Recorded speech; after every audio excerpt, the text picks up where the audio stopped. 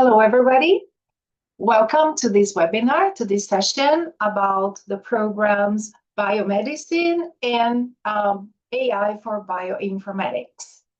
My name is Andrea Dion-Jonsson, and I work at the International Office of the University. So welcome, you're very welcome to this webinar.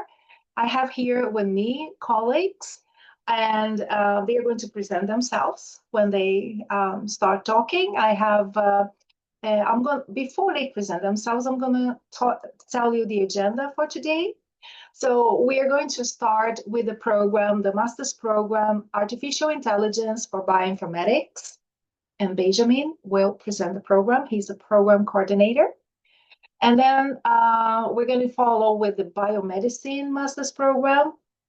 And then Katarina, if Eric, will present it. And then I'm going to talk about the next steps in the admission process. So I'm going to talk about the application. If you haven't applied, I'm going to tell you how to apply. And for those of you who have already applied, I'm going to tell you about very important deadlines so that you must meet in order to have a successful application. And then I'm going to give short information about the tuition fee and living costs and scholarships. And then we're going to have a first Q&A. So if you have questions, please type them in the Q&A. And then we're going to take them there. And then we're going to continue the webinar later with the residence permit, all universities services. My colleague Karin will talk about university services, life as a student here in Sweden, and much more, a lot of other things, and all the services we offer. So let's start. I think I'm going to stop sharing my presentation, and I'm going to ask Benjamin to continue. The floor is yours, Benjamin. Thank you, Andrea. So good afternoon, everyone. My name is Benjamin Ulfenborg. I'm a lecturer in bioinformatics at University of Skövde. And as Andrea said, I'm the program coordinator for our new AI for bioinformatics master's program. So I'm going to share with you my presentation for today. Can you see it? Okay. So next year, in 2026, we are starting this new AI for Bioinformatics Master's program. We've had a bioinformatics program running for many years, and we also actually have a bachelor program in bioinformatics. But this new AI program, it's been developed to as a response to the changes in the field and in society in general. With the AI revolution, it's changing quickly how we do things and how we will do things in the future. So academia and research is not an exception. And certainly in bioinformatics, in my subject, it has been many changes due to this new technology. So our AI for Bioinformatics master's program, it's designed to give you a base understanding of artificial intelligence in general, but also how it can be applied specifically in the field of bioinformatics. And this is a one-year program, so it starts in January and ends 1 year later.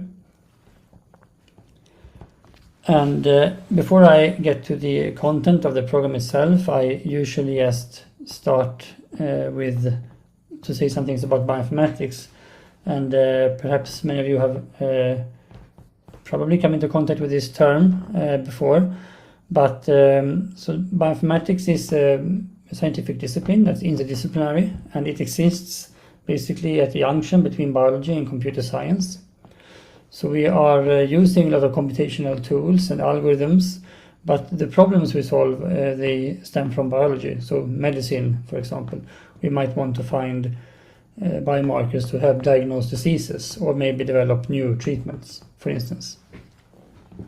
And the reason that you need bioinformatics in today's biomedical and molecular biology research is simply that the revolution that has happened in biotechnology over maybe the past 20 or 30 years or so, it has completely changed how we can obtain data from biological systems like cells and tissues. So before we might, you generally saw research on maybe individual genes and proteins, but today we can run experiments or use the sequencing technology to measure tens of thousands of genes at the same time. And then the issue is that we drown in data and we cannot really make sense of it. So we need advanced computational and statistical methods to be able to understand the data to answer the biological question. And that is where bioinformatics comes in. So we develop and apply different computation tools and machine learning algorithms and databases and so on to make sense of biological data. And in our AI for Bioinformatics Master's program,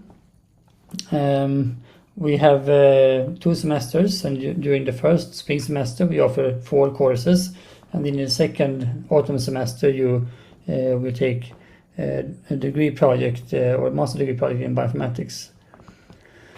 So the spring semester is basically designed to give you both a broad introduction to the AI field in general. What is AI? Why is AI so big today? And how does this relate to bioinformatics? How is AI being applied in this particular field? So we're not going to study all about AI because it's a very broad field. We are of course specialized on our own subject. And that's what this introduction you will get in this Introduction to AI for Bioinformatics course. So it's 10 weeks, starts in January when the program starts. And at the same time you will take a second course that's called Bioinformatic Pipelines for High Throughput Sequencing Data. And this is geared to give you an introduction into modern bioinformatics tools. How do you work as a bioinformatician today if you're going to do a PhD after the studies, for example, or work as a research assistant or at a company where you do data analysis related to bioinformatics? Then you will need to learn certain tools and methods to do that proficiently, and that's what this course is designed to give you. And then after 10 weeks, in the second study period of spring, you take 2 other courses, Advanced AI for Biological Data and Current Research Topics in AI for Bioinformatics. And these are more specialized courses that give you a deeper understanding of how to apply AI to certain types of large-scale biological data that we usually work with in bioinformatics, and different types of AI models, not just AI broadly, but specialized models that are suitable for example, analyzing image data or sequencing data. And that's what we talk about in the Advanced AI for Biological Data course. The Current Research Topics course is designed to give you an introduction to the research field, so you will know what kind of research problems we're currently working with and what might be suitable as a research topic for your master thesis. And then that connects to the thesis, which you take in the autumn semester for 20 weeks, 30 credits, where you will develop more skills and dive deep down into a specific problem that is interesting to you within bioinformatics, but also within AI. And after you complete the program, you can apply for a degree, Master of Science in Bioinformatics, and it's a 60 credit degree since it's a 1-year program. So I'm going to say something about the admission requirements as well. So we accept students with quite broad different degrees. It can be in molecular biology or microbiology, biomedicine, computer science as well, or bioinformatics and systems biology. It can be that you have other degrees that we can also admit, because it's not really the name of the degree that determines if you're eligible, it's more the courses in the degree. But we also have certain specific course requirements for this program, and the reason is that the program is on such an advanced level that if you lack some of these, then it will be very tough to complete the program. So we also require that you already have a basic understanding of what bioinformatics is. You should have some basic cell biology or molecular biology, like you know what cells and DNA and so on, what that is. And you should have 15 credits programming as well. And the programming is prerequisite because much of what we do in the program is develop and use AI tools, and then you write code, basically. You write computer code. So programming should be relatively fluent if you intend to take this program. So if you lack the programming credits, it will be very tough for you to complete the program. I think I see maybe a question or someone has raised their hand, but I think we will take that during the Q&A, right? So we'll wait with the questions until then. But I will be available during the Q&A, so you can ask questions about the program and the related things. Maybe that we can take these questions here because otherwise we're going to have too many during the Q&A. There is one here. Hassan is asking, I have done my graduation in microbiology and molecular genetics, but I have basic knowledge in R and Python. Can I apply for the course? So I think this will be, maybe others will echo this answer, but so we cannot give any like beforehand decision or advice on if you're eligible or not, because it has to go through the form application. But if you have a degree in the biology area, you have some statistics and programming, then I mean you are certainly welcome to apply to the program. Those skills are relevant, and when I say programming, it doesn't have to be like C++ or Python. It can be Java or R or anything really. The programming language is not that important. It's more that you have programming knowledge, more of that than that you have a specific language. So I would just for these and similar questions, I would just encourage everyone who are interested to apply to the program. Now maybe the application period is closed. Already closed now, actually, so you can possibly submit a late application, but I mean, we cannot say beforehand if you're eligible or not. It has to go through the formal process. That's why we cannot really say. But I mean, your degree certainly sounds relevant to the program. Yeah, I think Benjamin, it is late to submit their competence, these prior learning and exemptions, for example. So I believe that these knowledge in R and Python at this stage, I mean, we can only accept if you have credits, university credits, right? Yes. So yes, of course. So whenever we talk about that you have these skills and so on, it has to be a certificate that gives you university credits. So that is the only thing we can actually count. We are not allowed to. Okay, you have worked 10 years in this place. We cannot consider it because we have to look at the credits for the courses. Unless you apply for like that you have equivalent skills, but that's a different thing. That's a different process that you have to apply for with a form. Benjamin, there is another question for this program. Does the AI for Bioinformatics Master's Program include any courses or research options related to clinical trials? So not clinical trials as such. This is not a like PhD level program or research level program. It's an advanced program. So in that sense, it is a bit far from a clinical trial context, I would say. So it's more of an education that gives you understanding in a scientific field. And bioinformatics is most certainly relevant when you do clinical trials, but we don't really have case studies on clinical trials in the program. You will be working with data that comes maybe from a clinical trial or from clinical studies for sure. That's included in the program as part of the curriculum. But it's not, I wouldn't say that we have like examples of clinical trials directly in the course curriculum. Probably not. Yes, thank you, Benjamin. So this is done. Then I get a question here, Rimsha, saying, I have done masters in mathematics, so I'm not able to apply for this course. So there is another question. It is like she's affirming that, and unfortunately not, right? Because you need to have a background in molecular biology. And for you, we have programs in data science that with a background in mathematics, you may qualify. You just need to have some programming. I think a few credits in programming as well. So, and this program, data science, starts in the autumn. Okay. Yeah. So we can. If a student has a different degree like biotechnology or something that is very related to bioinformatics or systems biology, we could maybe admit them because they have these required courses that we think are relevant. But if you have a degree in a different area, then the chances are lower because then you will most likely not have all the biology and computer science courses that we require. Thank you, Benjamin. Okay, so just one, I think this is my last slide. So just want to mention some selling points for our curriculum and our programs in general. I mean, in this program in particular. So this program is newly developed, and we are bioinformaticians actively working in the field, so we know what skills and prerequisites are required on the labor market. And this program, we have designed it to give you the cutting edge skills in artificial intelligence and solving real problems in bioinformatics and sequence data analysis that we know that essentially everyone is working with today. So it's a highly relevant program, especially if you're aiming for like research education or something like that after your studies. And the program is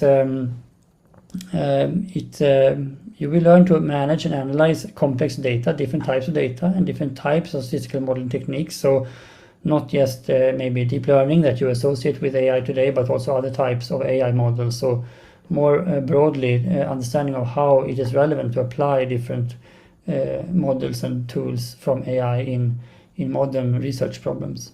And the curriculum blends both theoretical training, but also a lot of practical hands-on exercises. So you will actually apply what you learn during the program. So you know how to actually do it. After you pass the courses and you finish the program, how will I actually use this in the future? That is what you also intended to learn during the courses. So thank you. I will stop there, and then if there are any more questions, maybe we can take them now, or we can defer them to the Q&A.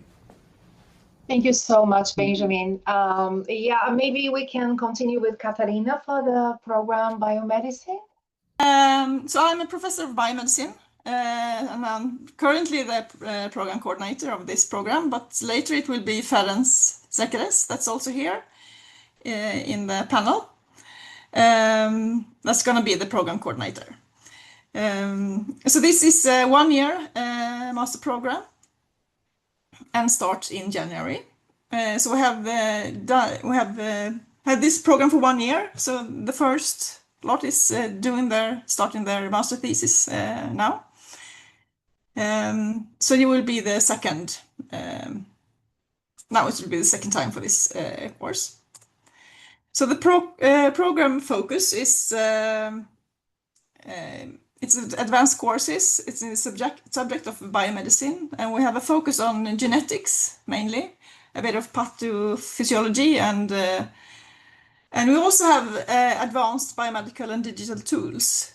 So we have a little bit of bioinformatics that complement the education, but it's not at all as advanced as the biomedicine program. So it's more like bioinformatic tools that could be used for a biologist or a clinician so you don't have to have any programming skills or anything like this. So this is more about the biology and how to interpret biological data. Okay, so the program is the first semester is courses. It's 4 different or 3 different courses. The human genetics course starts really the basics of human genetics. A little bit of laboratory skills, and then we have translational genetics and biomedical and digital tools. And the next semester is a thesis work. I'm going to talk about the different courses. So the first, the course, Human Genetics, here you study the function of genes and how they affect human disease, and different genetic mapping techniques and genetic testings of diseases and such. This first course will have a digital lab, and you have most of this course will be available online. So it's if it's a little bit late with the visa process, you can still sort of manage to take this course. Then the next course is translational genetics. Here you look at the interplay between genetics and environment and how this affects the human diseases, and learn some functional genetic methods, and a little bit about personalized medicine and pharmacogenetics. This includes a large wet lab.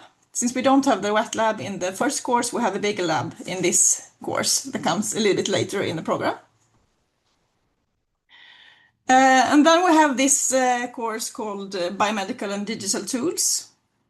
And here we're studying tools for analysis of different biomedical data, including large-scale data like next-generation sequencing. And here is this course where we use these different analysis tools that's suitable for biologists or clinicians.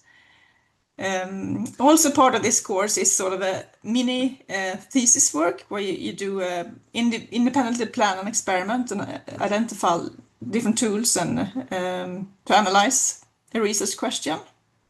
So this includes both digital and wet labs. So these are the courses that's in the first semester, and the next semester is the thesis work. And this is an individual thesis work. And you can choose to do this either here at the University of Skövde, or you can also do it at another university or a company with biomedical research if you sort of find, if you have a different interest and you find a collaboration. So this is so it's possible to also do it in another country if you have the right. Of course, you need to have a supervisor and things in a good research environment. But this is a good chance to also go abroad and to do something different. So here you will study and present a biomedical research question and using either lab biomedical methods or digital tools to analyze biomedical data.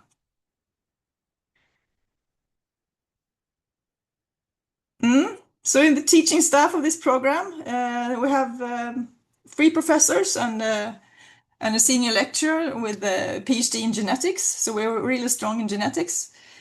We also have 3 associate professors with PhD focused on human pathophysiology. It's also part of the program. And also we have a lot of collaborations with several other universities and both in Sweden and international. So it could be possible to find connections during research projects.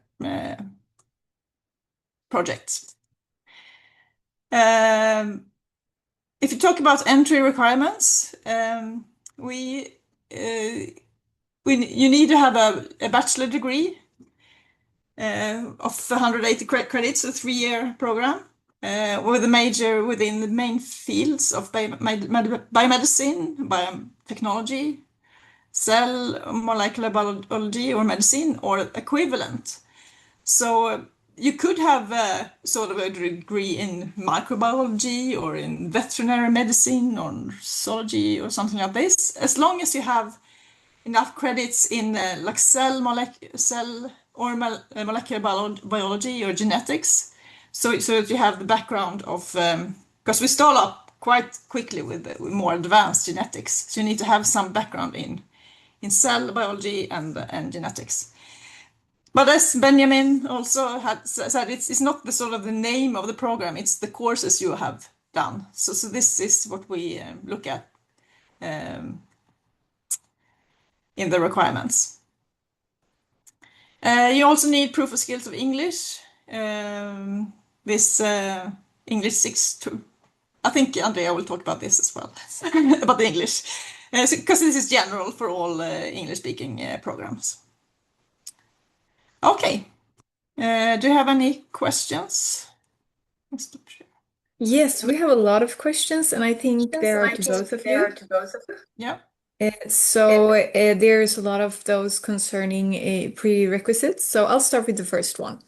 I have studied food science, technology, and ecology in my first degree, but has already applied for biomedicine. Hope I will be taken. So this is a person who have been studying food science, technology, and ecology, and wonder if they're like correct, the right prerequisites. It's really depends on if you've done cell biology, molecular biology, genetics courses in your study in this food science program you have done. So you need to have this background, some courses of this, otherwise you won't be eligible. But if you have, you will be eligible. Thank you. And here's the next question. I'm not sure which program, so I'm going to ask both Benjamin and Katarina to answer it. Since so it's like I have a bachelor in life science, but I have done masters in biotechnology as well. Is that good? Yeah, Sounds good. Life science is very broad, but sure. I mean, it sounds relevant, and if you've taken another master's program before and of course they give university credits, and they also, I mean, these courses all can also count. So we look at all the courses you have in your degree when we assess eligibility. Perfect, thank you. With the master's in mathematics degree, can I apply for these programs? Basic degree in mathematics might be a bit far off, I think, unless it's computationally applied or something like that, because mathematical theory is not really a prerequisite to the program or the AI program. Yeah, if I can complete, I think here, because I work with recruitment, so I know a little bit about all programs. So from the programs we have here at the university, I believe with a background in mathematics, you could maybe apply to the data science program, and you could apply for programs in business, or even programs in computer game development with your background.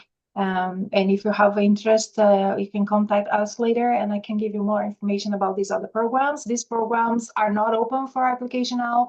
Application will open in October. Thank you. The next question is, if you don't have these subjects, if you don't have these subjects in your course, can you take independent courses to compensate? Yeah, I mean, the short answer is yes, I think, as long as they're university courses to give you credits. Yeah, sure. Perfect. Another one is, I have done zoology, and I have applied in biomedicine. I basically done my major in microbiology and studied all subjects of biology during my graduation. I have applied in biomedicine. So does that matter if I have done specific degree?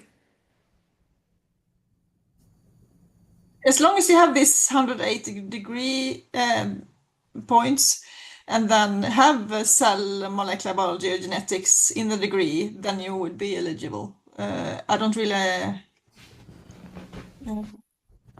read it again. So I've done zoology and I have applied in biomedicine. I have done my major in microbiology and I have studied all the subjects in biology during my graduation. I have applied to biomedicine, so it doesn't matter if I have if I've done a specific degree.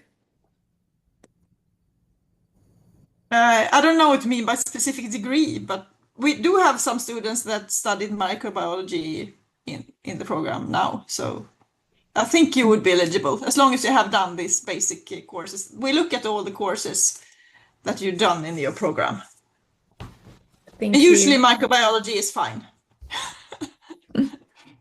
To apply for this, this is about the English proficiency. We will get back to that because Andrea is going to talk more about that. So there's another one about English. We will wait about that as well.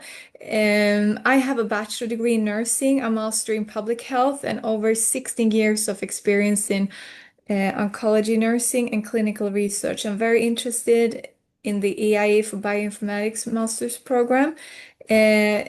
May I ask if I'm eligible to apply with my background? Sorry, what was the degree in? A bachelor degree in nursing, a master's in public health, and 16 years of experience working in clinical nursing research. and public health. Yeah, it's hard to say. It sounds a bit far off. If it's healthcare, then it is probably no. But if it is more like a biomedical program, I mean, more similar to a biomedical program, it could be eligible because then you study like human physiology and genetics and so on. And this is the like what you would expect in a biomedical degree that we also consider for the AI program. But like general healthcare and nursing and so on would not count. Thank you. I have a bachelor in biology. Can I apply? I'm not sure which program, so I'm going to ask to both of you. If you have a bachelor in biology, can you apply to both programs?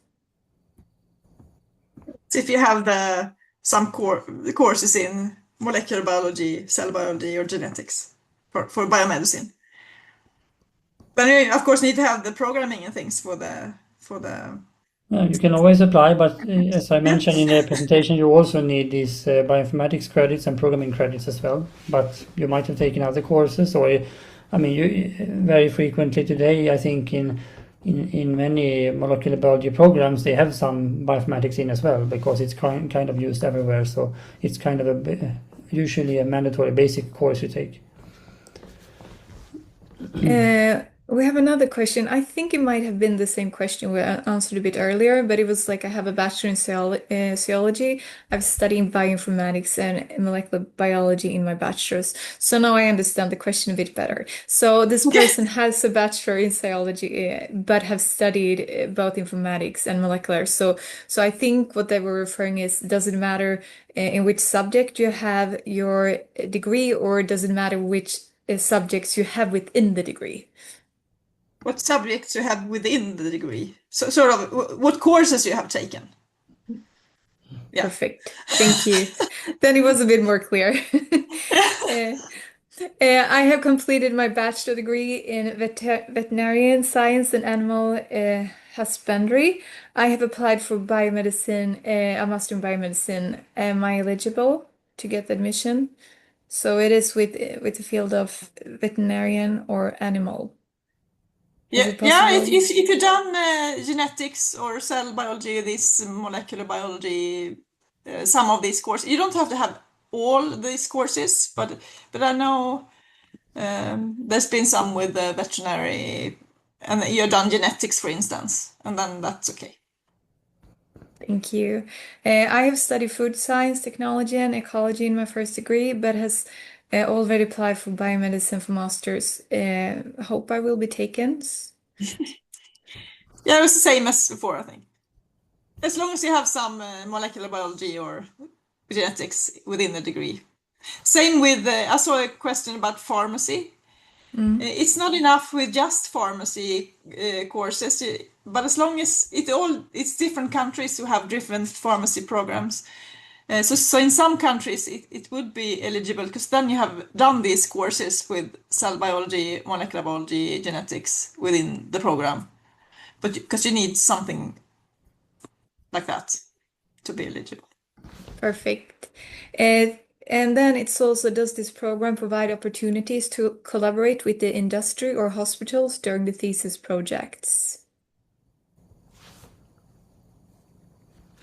Yes, it's possible to do collaborations. It's a little bit up to the students to find this. We have some connections, but it's a good possibility to do thesis work in the industry or different research groups.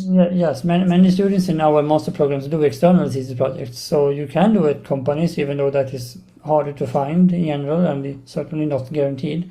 But some do also at companies, but otherwise you can do in other universities or research institutes, for example, in Sweden, even outside of Sweden, in bioinformatics, you can do that. So I would say there are good opportunities to do external thesis projects if you want. Thank you. And here's a question from a person from Pakistan who I had completed my bachelor degree in computer science in 2014. I would like to ask if the university is accepting a 11 years gap with relevant professional experience. So basically, so I can. I think I know. The answer is no. No, it won't have any effect at all because the university doesn't consider how old the degree is. If it's 30 years old, doesn't matter at all. I mean, as long as you have the credits, you have the credits. So it doesn't matter when you got the degree. Question about scholarship, but we'll get back to that. So I'm going to answer the second part of the question to later on. Here's another one. It is about, let's see. Now I was a bit lost here. I have done a bachelor in zoology and study cell and molecular biology, microbiology, environmental biology, and almost all bio subjects. I have not studied biomedicine separately. Would that matter for the biomedicine program? You don't have to have biomedicine specifically courses. It's good with these different cell biology, molecular biology, genetics type of courses. Thank you. Professor Katarina, I wanted to ask what kind of support is offered from the professors in the department when studies are doing the biomedicine thesis. And regarding the thesis, does the department offer a network or facilitation if the student opts to do the research with another company, or is it the sole responsibility of the students to find the company that they want to do the research at? So we'll start with the first one. What kind of support is offered from the professors when students are doing the biomedicine thesis? So if you do the thesis work at the University of Skövde, then we will. It's likely that one of the professors will be the supervisor, and we are supervisors and examiners of thesis works. So then you will be part of one of our research projects. We have some connections in other universities and such, but it's up to the student to find external projects because we don't have the opportunities to send everyone away. But you have some connections, so we know some people, but it's usually the students find thesis master thesis external projects by themselves, and usually at another university at the research project. Some have done in the company, but it's not as common because you need to have the academic environment and research going on in the company. But it is possible, but it's not as common. And there's another question. It is a bit similar than what we're talking about, but is there an opportunity for students to contribute to ongoing research or industrial collaboration during the programs, thesis projects, internship or placements?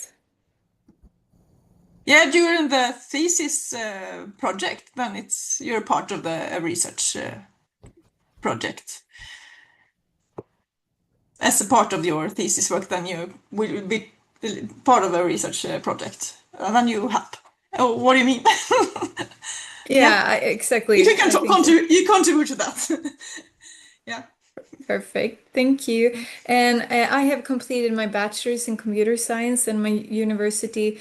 Let's see. Oh, everything jumped here. Let's see. I have completed my bachelor in computer science, and my university didn't have biology related courses, but I've studied biology as my major at my matrix 10th grade level. Am I eligible for this program? So which program was it? The AI program or? I think it's yours, Benjamin. I think so.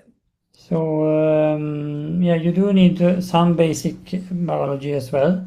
You can have a computer science degree, but then you need to take in some additional courses that give you credits, and then you would be eligible. I mean, if you have at least 7.5 credits in cell biology or genetics or molecular biology or these basic biology courses, then you could be admitted. It must be on the university level. I think he mentioned at high secondary school, like high school. He mentioned 10th. Yeah, so 10th grade. So it wasn't at the university level, Benjamin. Yeah. I think it was, No, I mean, you need to have university credits, but as long as you do, then it's fine, I think. But of course, high school grades don't count. for a master program. I mean, for a bachelor program they would, but not for a master program. Yes, and here we got one questions about it is a bit the same questions that we already had answered. It's like if you have a bachelor in pharmacy or that kind of questions. Katarina and Benjamin has said that it depends on which courses you have studied during your program. So those questions I'm not going to repeat. So it is the same if you ask specific Yeah. about those subjects. Same answer. Same answer. Same answer. Same answer. Let's see. Here's about ILTs. So there's a couple of, I'm just going to take away them so we know that. So, what opportunities will we have to continue our studies in the university, like PhD programs afterwards?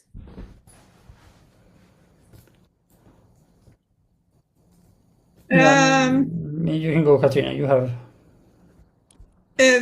You would be eligible for PhD program, at least in Sweden. And we have some PhDs at the university, but it's a really small university, so I would say the chances is not very high.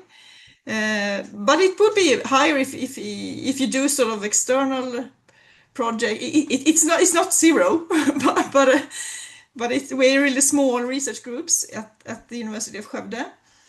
So if you aim for a PhD, I would say if you find an external project for a thesis in a bigger university where they have bigger PhD programs, you will have a higher chance to get a PhD after. Yeah, I think in general PhD is quite competitive. I mean, there are many applicants per position, but there are also quite fair number of PhD positions being announced here and there. So at our university and of course many at other universities, and if you complete a one-year master program in Sweden, then you're eligible for a PhD education. Yes. And there was another question about if you have a gap, and as Benjamin mentioned before, it doesn't matter if you have a gap of 5 years from your former studies, no worries about that. Let's see, what are the career scope after completing a master's degree in AI in bioinformatics? The career scope, or what type of jobs you could have? So the bioinformatics field is it's a research closed field. So I mean the closest at hand I would say are working like as a data analyst or research assistant or computational scientist helping out maybe a biomedical group or clinical group doing biomedical and clinical research. You can also work as bioinformatics consultant, you could say, not only as in private companies, but also in research institutes. There's this large institute called SciLife Lab in Sweden. They have a bioinformatics department that hire bioinformaticians to help research groups with, for example, data analysis. So these kind of positions you would also be attractive for you. And of course, PhD education is what many of our students are interested in, because they want to pursue academic career maybe, and then these, I think, our master programs that we have in biomedicine and bioinformatics and other subjects as well are very good door into get a PhD education. Thank you. How much do you prioritize experience in the same field? I do have teaching experience and lab experience during my studies. Would that count? I also have a CV, I've mentioned all, and I also have a letter of experience. So for admission, we do not look at the CV. I think that's the short answer. We basically only weight university credits and not experience. And thank you. And there's a couple of questions about degree and certificates and stuff like that. Andrea will go through that as well. If you have not received your certificate when you're applying stuff like that, Andrea will soon talk about that as well as ILTs. And there's also about the submission of different documents. There's a lot about the prerequisites, but I think we have covered that as well. And I'm going to take that. I'm going to see that. Even more about different types. Can you guide a bit about motivation letter? But I don't think we have any motivation letters for the programs. Not for admission, but for scholarship, which Andrea will talk about later. Then you have, I think, a motivation letter among other things, but not for admission. It doesn't. We don't. I don't think we can look at it because we are only allowed to base admission on course credits. Thank you. Let's see. Here's a good one. How much of this program is about AE, Benjamin? I'm sorry, about what? How much? How big part of the program is about AI? About AI. Yeah. So yeah, it's a one-year program, and you could say that all the courses are in some way related to AI, or perhaps all of the courses except the analysis pipeline course, which is more of introduction to modern bioinformatics tools in general, not necessarily AI related. But the other three courses in spring and the thesis project certainly are, closely AI related, and quite naturally, if you take the program during the thesis, you will most likely work with something AI related, directly or indirectly, because that's the theme of the program. Thank you. Does Skövde University prefers their master students for PhD programs?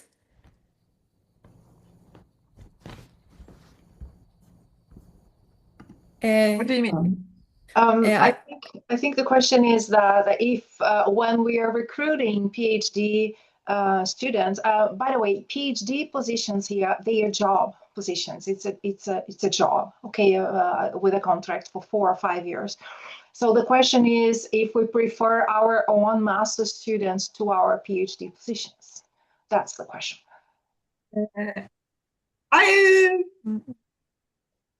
Because it's really personal with a PhD, and it's really good that you know the person if you have the right degree. So I would say yes on that question, that it's a higher chance if you've done your program here, like if you have a PhD here, because then you know the person, if it's a good student. And yeah, but it's a recruiting process, so it's all also depend on what other the people that apply for the position. But it's if you have same amount of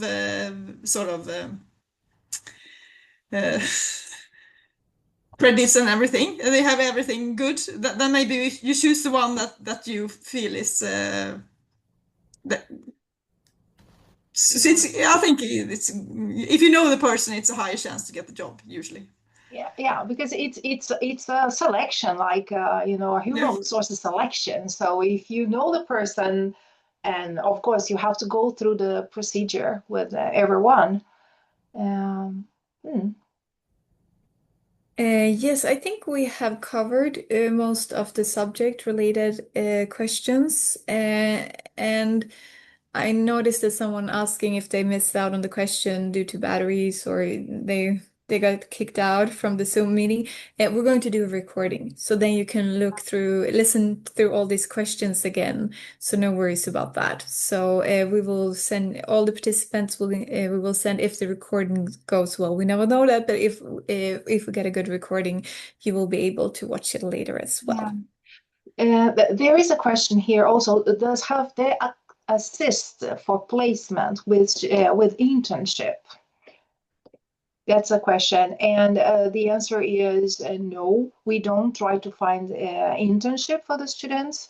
The student needs to find internship on their own, right, after they graduate or even during the second semester of the program.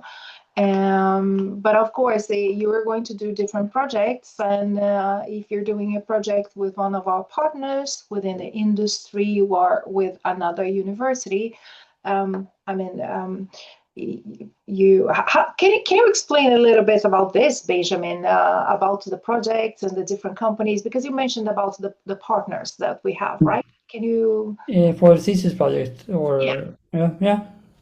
So the most as also I think Katarina mentioned, the most common procedure is that the student like ask around. They maybe ask research groups doing something that they are interested in, or they have connections and someone who knows someone tells them that they are looking for a master student. So that's the common procedure for students to do external thesis project. They find a research group that needs some help with maybe data analysis or help in an ongoing research project, and the student can help them and they can show what they are capable of. And I mean, that's a way in also. Maybe even if they are going to announce a PhD later, of course, the more you know them, the better your chances, right? So that's also a way in to a job later on. We don't formally assist students finding external thesis projects, but we do have partners. Sometimes we are contacted by our partners and they say, hey, do you have 1 or 2 master students this autumn doing a thesis? And then of course we can share that information with our students, and then whoever is interested can contact them. So that's also possible. But otherwise it's quite free actually. You're very free to design your own project. That's kind of the point. You are just expected to also independently formulate a research question that you will work with during the thesis project. And you can do it locally, of course, at our university as well, or in one of our own research groups. We have a bioinformatics research group that is working with AI, so certainly students can do it there as well. Or you can choose to do it externally and you can ask around and see if you can find something. So it is very free for the student. Thank you, Benjamin. There is another question here, and it's related to continuing to PhD. So after 1 year master's program, are you eligible for PhD or not? Because most universities want 2-year masters. I don't know which universities that want 2-year masters, but yes. So at least to my I cannot speak for maybe every country, but at least in Sweden, you are formally eligible to PhD after 1 year master program. That's the case. Of course, it can be that they say, oh, we prefer a 2-year master degree. Someone might say that, but you are certainly eligible after 1 year. And I think I can only speak from experience, but when you're recruiting a PhD student, of course, the degree is important, but there's also many other things that are important, that you can communicate and that you can you have other skills than just your credits. I mean, and the length of the degree, that's only one of many qualifications. So I would say that if you have a 1 year degree, you also have reasonable chances to get a PhD. That's my impression, at least. Benjamin, there is another question here. Does one GPA also considered for the intake?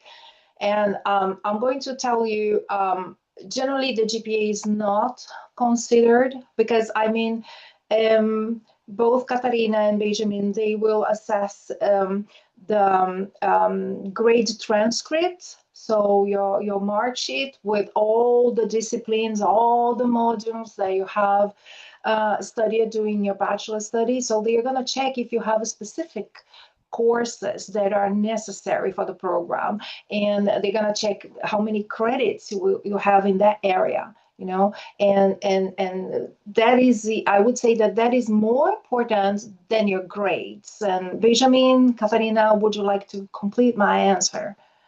Yeah, so I would agree completely. So I don't look so much at the grades themselves. Of course, you need to pass the course, of course, but as long as you pass it, we don't rank by grade, for example. That would be extremely complicated because we have different grading systems that are incomparable. So we are more interested in seeing that, okay, you have maybe 180 credits and at least 100 of those credits maybe are in courses we consider relevant. Then more than half of the degree is courses that would allow you to complete the program successfully. Then we might be inclined to admit a student based on that. There are many questions here about scholarships and the criteria for the scholarship. I'm going to talk about scholarships soon. I'm going to talk first about the next deadlines, and one of the deadlines is also to apply for scholarships in case you are required to pay tuition fees here in Sweden. the program directors, they are very important also in the selection of scholarships, because when the international office receives their scholarship applications, we check if it's a valid application, if the student qualifies and all that.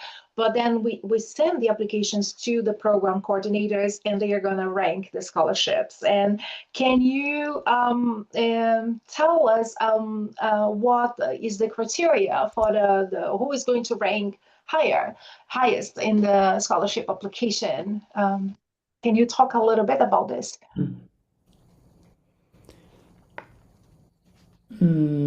Yes, so this is based on multiple things, the ranking of the scholarship applications. So I guess a general answer would be that what I'm looking for when I rank scholarship applications is that I want to see, of course, the student is highly qualified for the program. You have good chances to complete the program. You have a lot of relevant courses. And in maybe I think you also have your uploaded video and a motivation letter, and you describe your the conditions, why you are interested in the program, what makes you like a good candidate for the scholarship, why you will excel in the program. And because what we are interested in is in knowing or trying to know is that if the one who gets a scholarship will actually complete their studies and is ambitious and will do the work to complete the program. That is, of course, the most important thing. So we want to give the scholarship to that kind of student. So you should try to convince us that you are like in the top and you really are, you know what you are kind of getting yourself into, and you know that you will do the hard work to complete the program. I think that's one of the more important things. Yes, we have a few more questions that has recently arrived. So here's can you talk a little bit about feedbacks the department has received from its graduates from the programs?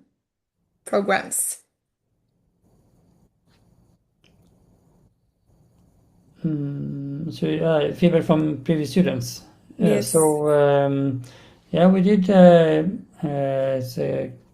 some years ago now, but I can. What comes to mind is we did like an alumni study back in our previous bioinformatics program. The AI program is new, so the first intake is in next year actually.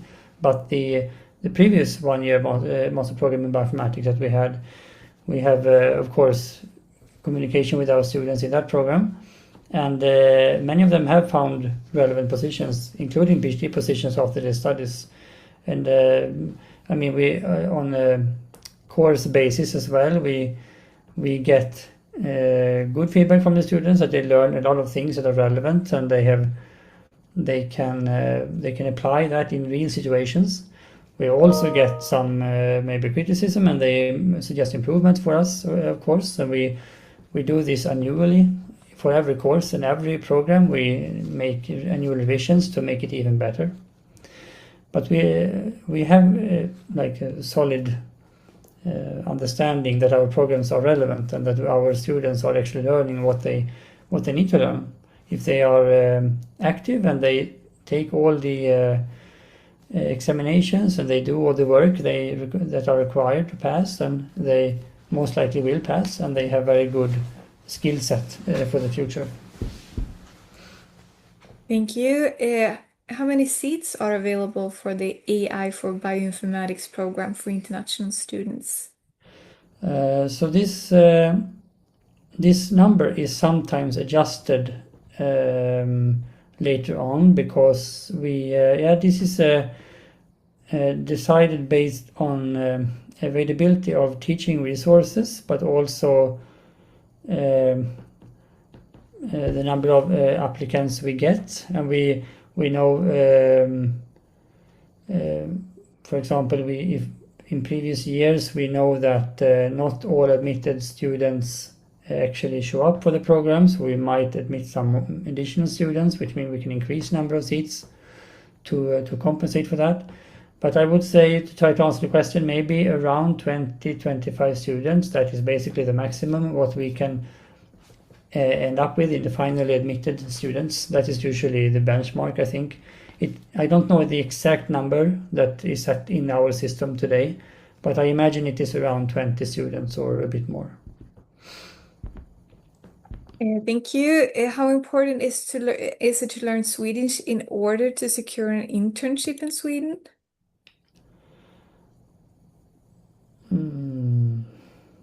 I don't know, to be honest, but I think that if I can say, my hunch is that it's not required because the English level in Sweden is very high. So at least in academic environments, it's very common that many people speak English. So I don't think it's required that you know Swedish to get an internship or similar position. I don't think so, at least, but I can't say for sure.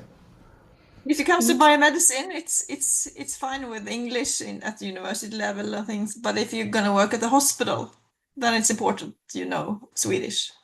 Mm. If I it's was sorry, continue. yeah, so hospital, you can get a position at the hospital labs or hospital level. Then you need Swedish because everything in Swedish. But at the life science companies or university, then it's fine with English. Mm. Yeah, I was going to say that. Sometimes at the hospital, at the lab, working in the hospital, they generally want the person there to know some Swedish, to read the rules and so on. But maybe within the lab, you are only going to speak English there, but you really need to have some basic Swedish knowledge. Yeah. But for PhD positions, most of the time it's only English, right? Yeah. And there's another question here. Can I get a PSW? Now it disappeared after master degree in Sweden. I'm not sure what PSW is. Andrea, do you know? I wonder the same. I was checking here what it means. Do you mean, I think it was Navid was asking it, do you mean residence permit after finishing a program? Visa? Yeah, I think maybe the question. I'm not very sure.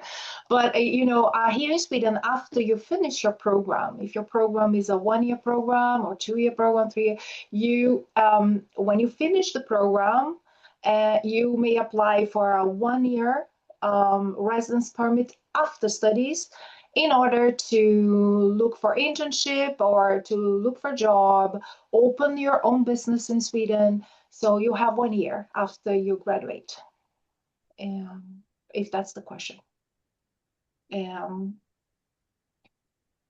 you. Let's see. I think we've covered all the questions related to the programs. There's a lot of questions about other things like English requirements, scholarships, and stuff. We will get back to you about that.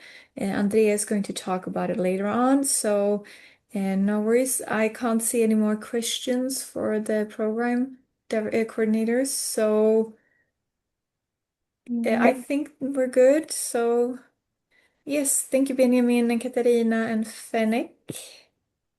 So I don't know, Andrea, next step. Yes, I will share my screen then and continue. We're going to talk about the next steps in the admission process. And let's see here. Thank you so much, Katarina, Benjamin. Thank you, Ferenc, and thank you for joining us. And I'm gonna share also your contacts here. I'm going to share your contacts very soon to them, so that and tell me which kind of questions that you can answer later on. You are welcome to continue here and chat with them if you want to. But if you want to leave and have other classes and other things to do, you're welcome to do so. But now I'm going to talk about the admission process. Can you see my screen? Oh, great. Let's continue. So let me try to change the slide. Yeah, so the application. Yeah, Andrea, Yes. can I just jump in and say we're still getting some questions in the chat, and I'm trying to remind everybody to use the Q&A. But just so you know, we're only answering in the Q&A, so make sure that you post your questions there so that we can get to everyone. Thank And you. in case somebody's new, I just wanted to remind you guys. Mm-hmm.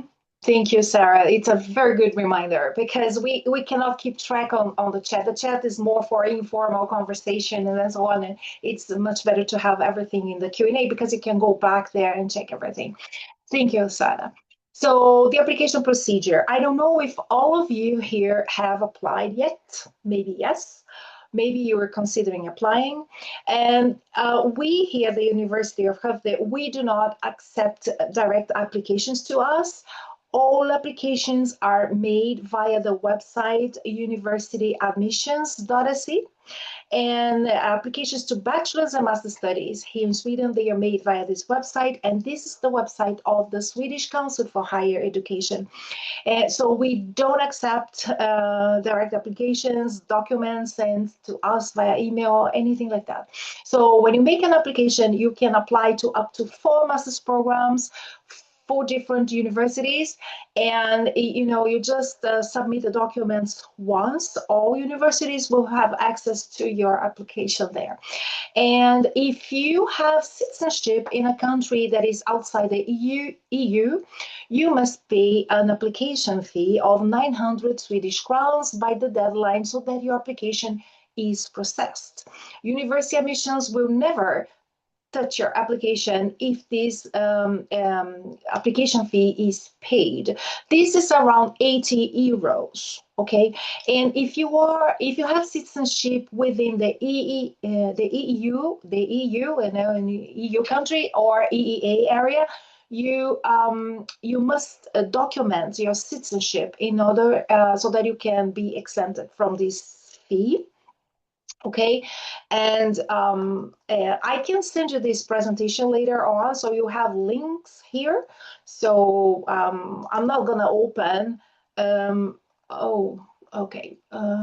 Maybe you were looking at this screen here, right?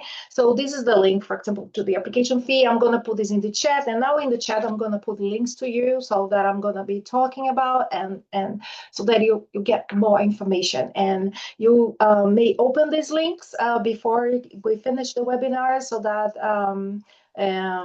that you have these links open, because when we save the chat later on, you lose the link, so you're not going to have them. And also, our presentations have lots of QR codes that you can also scan with your mobile phone, and you can open the links. So let's continue. So this is very important. Now, these are the deadlines for the spring admission round. So both programs, we only have these 2 programs in English that start in January. And there was a question before and that I answered in written form. So it is Biomedicine Master's Program and AI for Biomedicine. These are the 2 international programs that start in the spring. All of the other programs we have start in the autumn. So most of our programs are in the autumn. And the application deadline was on the 15th of August. Okay. Today, it's still possible to make a late application now. So if you have not applied, you may still apply. Okay. We accept late applications. And but if you applied on time, it is very important that you meet the deadlines for document submission and for paying the application fee, and also that's and documenting if you were exempt from the fee. So this deadline is on the 1st of September. So you have there a little bit more than a week and to submit your documents. Okay, if you applied on time before the 15th of August, so you have an on-time application. So you have until the 1st of September to submit the documents. If you have not paid yet your application fee and you are required to pay the application fee, please do it as soon as possible. And yes, and if you are an EU citizen, please submit your passport also for your so that they can check that you are a EU citizen and start working on your application. I would say that the sooner you do this, the better, because if you when they start looking at the documents and you miss submitting a document, something is incorrect, and then the officers from university admissions, they may contact you that there is something missing, that there is something wrong with your documentation, and then you still have time to fix the problem before the deadline on the 1st of September. So we had another webinar before the summer vacation. It was in June, and I told them, if you attended that webinar, you saw that it's the sooner you submit your documents and pay the application fee or document exemption, then the better, because they can assess your documents and contact you if there is any problem. The thing is that they will contact you via message within the website, and that you need to fix the problem if there is a problem, and then in case you submit the documents after the deadline, your application will there may be a problem with your application if you have an on time, and then you have to contact us, okay? Because they will assess your application as an on time with the documents you've submitted before the deadline. So it's try to submit everything before the 1st of September. And then if you are on time with everything, you're going to receive your admission results on the 9th of October. That's the date, 9th of October, for the results for on-time applications. But if you have not applied, you may still apply, okay? So you can apply today, you can apply, I don't know how long we are going to accept late applications, but you may still apply, okay, during the month of August, I suppose. And yes, and then let's move on. So that is still open for late applications, but if you apply late, the results for you will be after we release the results on the 9th of October. So it will be somewhere in mid-October. So that we give the results for late applications. And then the spring semester starts in January, okay? Sometime in mid-January. So applying for master's studies, which documents do you need to submit? It is your bachelor's degree certificate in original language and the official translation in English. Of course, if the original is not in English, you need the bachelor's degree certificate, both, okay? So another language than English, then you need the translation as well, official translation. And another document that is also very, very important, that is the grade transcript showing all semesters, all the courses, all the modules, disciplines during all semesters during your bachelor studies. Also in English, and if it's not in English, the official, in the original language with the official translation in English, okay? Another requirement is the proof of English skills equivalent to studies at upper secondary level in Sweden, known as English B or English 6. And it can be demonstrated with an IELTS or TOEFL, but there are 3 ways to document that, and I'm going to talk about this later on. There are many questions about English, and we're going to see this in a next slide. Also, your passport copy, okay, the copy where you have your photo, when you have all the details, your personal details. And it's very important that you check the country, the C is missing there in the slide, the country-specific information. In final year, bachelor students may apply for master studies. So if you are a final year student, so you're gonna graduate soon, you're gonna graduate before December, until December, you may still apply, okay? Now, let's check here this link. It goes to a web page where it lists lots of countries. I'm going to check a country here, and if you type in the check your country, I may check your country as well. Okay, I want to check, for example, let me check here. What can I check? China, mainland, for just an example, okay, a country. And if you type in the chat your country, I can check your country as well. This is specific information. So in this case here, I'm going to check China. If you have studied in China For entry to a master's program, the minimum requirement is a 4-year bachelor's degree, and this one here, I don't know how to pronounce it.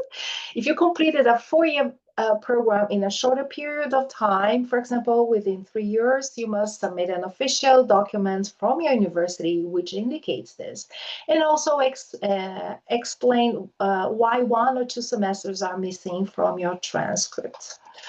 And if you're from China and you have this 3-year diploma, this one, it will not satisfy the entry requirement for a master's program. So if you have this, you cannot study in Sweden at all for a master's, okay? Because it means that it does not give you the equivalence to 180 credits. That's the general entry requirements for all master's programs. You need to have the equivalence to 180 credits. And this first check is done by people from the Swedish Council for Higher Education that they have this website, University Admissions, and so they're gonna do this first check. They're gonna check if you have the equivalent to 180 credits in Sweden, that is the basic requirement, and they're gonna check if you have the equivalence to English 6 or English B in Sweden, that is also, English is also a basic requirement. Katarina and Benjamin, they're gonna check specific entry requirements. So they are really going to check the courses that you have taken during your bachelor studies, if you have courses in the areas that are required. In the case of Benjamin, even the program, you even need to have courses within programming, right? So he's going to check that. So this is the information from China. If you continue reading here, you check about the English requirements on that page. You check upper secondary studies completed in this country do not meet the English requirement. So if you are from China, you really need to take an IELTS or TOEFL or other. I'm going to show you which proficiency English tests are accepted by university admissions. Okay, so this is the link for the China. And this is the main link for the country instructions. And I'm going to put this on the chat so that all of you have it and you can check your own country. Nobody have put your country here in the chat. So I'm going to check Pakistan now. Pakistan, you have here, this is the page. So for entry to a master's program, the minimum requirement is a 4-year bachelor's degree, minimum of 124 credits, or a bachelor's degree followed by a master's degree, so 4 years of study in total. And then there is a specific information here for people who have graduated before 2012, so a long time ago, from a university which was classified as category Z or Y by the Higher Education Commission. And then there's specific things here. And these bachelors here from Pakistan does not qualify. So you don't get the equivalent to 180 credits here. English requirements. So if you have studied in Pakistan, you need to present an IELTS because previous studies, even a high school or university degree, do not meet the English requirements. So if you are from Pakistan, you need to present an IELTS.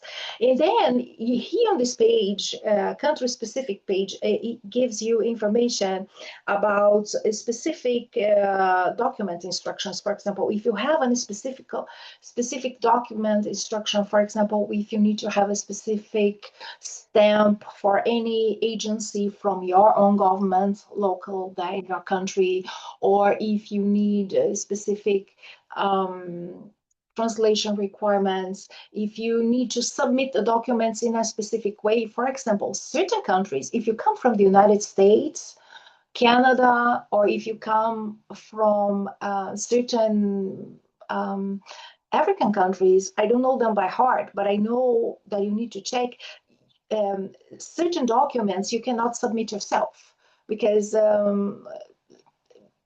the rule, generally, you can scan your documents, your degree certificate or your transcript, and upload them to university admissions. But certain countries, as United States, Canada, and certain African countries, the grade transcript, showing your grades, the credits, and listing all semesters and all that, your university needs to send it. Not to you, but your university needs to send directly to university admissions or the website of the Swedish Council for Higher Education. So you need to check if your country needs to do that. In this case, they don't mention this here, but it mentions a special, we are looking at Pakistan, right? So Pakistan here. So in Pakistan, I saw a question even about this on the Q&A before. All university transcripts and diplomas must be attested by the Higher Education Commission, this HEC. This is a special agency from the government of Pakistan, Ministry of Education or something, and they need to attest your documents. Okay, so you have to read this information here and do it. And now the question that I saw on the chat was exactly about the deadline to submit documents. And the deadline was the deadline I mentioned before. It's the 1st of September, okay, to have this and upload this. So to have your documents on time, if you have already applied before the deadline, okay?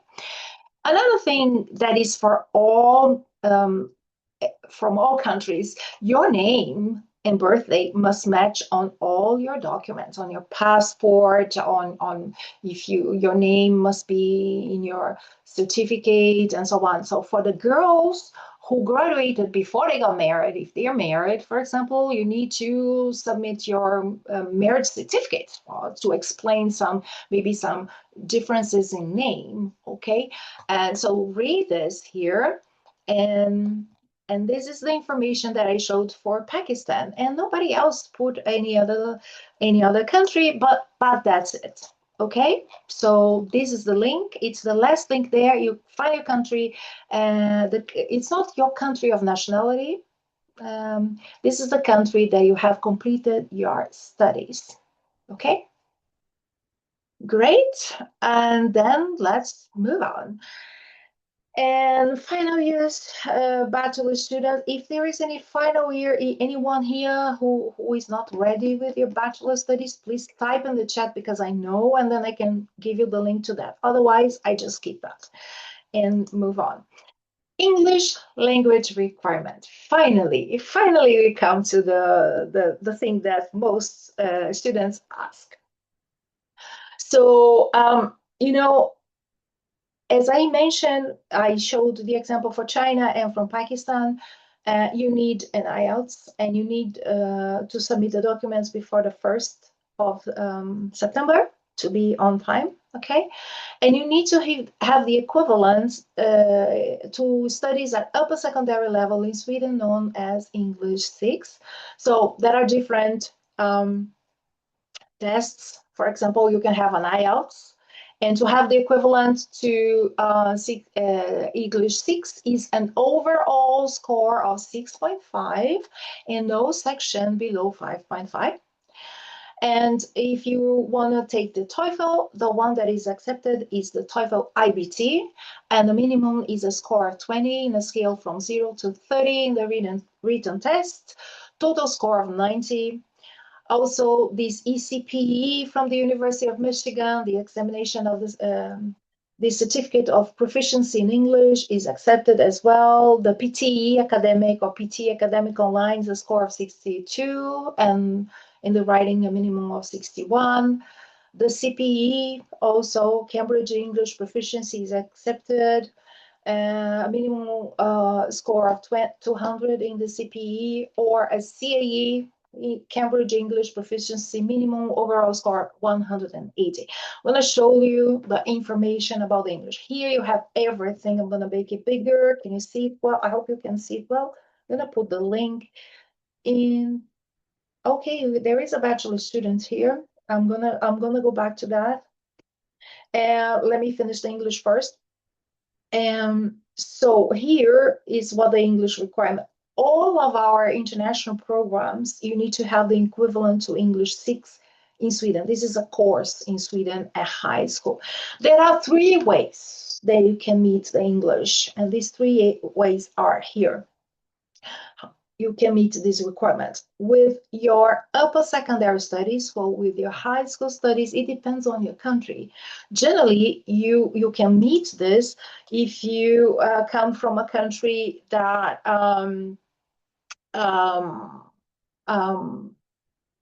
that is English speaking country, right?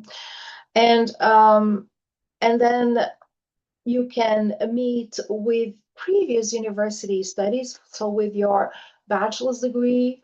And so you have, for example, if you have 60 credits within English as language of instruction from an EU, EEA country, Switzerland, or even certain English-speaking countries, like, and they list the countries here, okay? So you have English-speaking countries in every continent. Then if you have at least 60 ECTS credit equivalent to that, then you meet the English requirements, okay? And even African countries here, then if you have a bachelor's degree from African country, these African countries here, if you have the degree, just with the degree, so then you don't need any IELTS, okay? And then you can see this as a meeting with your previous university studies. So if your country is here and you meet the requirement, then you don't need any IELTS. But many countries, you know, from Latin America, from Asia, they don't meet the requirements. And then you need to take an English proficiency test that I was showing in my slide before. Now you can see university admissions page for the English, because they are the ones who are going to do this assessment. So as I mentioned, the IELTS, they accept IELTS academic and so on. They don't accept this training, general training or indicator. And you need to have at least the English 6. Please, all the results need to be verified online. And then they mention here older than 2 years old. They may be accepted if it's still they can be verified online, okay? They list all of the others, the TOEFL here, which ones are accepted. As I said, IBT, this ITP and IBT, my best, they don't accept. Institutional, these are not accepted. So read it carefully, which one you're gonna take, and here the score. As I mentioned, Yeah. Can I just interrupt you for a second? I think you may have only sent the link to hosts and panelists, so I'm not sure everyone can see the link. Can you just double check? Oh, okay. Yeah, I'm so sorry. Yeah, yes. Thank you so much. I was supposed to send the links to everyone. I'm gonna send all the links to. Thank you so much. This Yeah, is no the problem. application fee, and this is one is for the country's instructions, so you can see all the country listed, and then the English language requirements. Thank you so much. Yes, now everybody has it. I think. Oh, everyone. Yes, thank you, Sarah. So I was talking about the ECPE, okay, that the ECPE is also accepted. And then pay attention. I saw, I know that some people sometimes choose the PTE. Have you taken the PTE and your documents in this online? Please know that all these tests, they need to be verified online, okay? And except even the Michigan, everything needs to be verified online.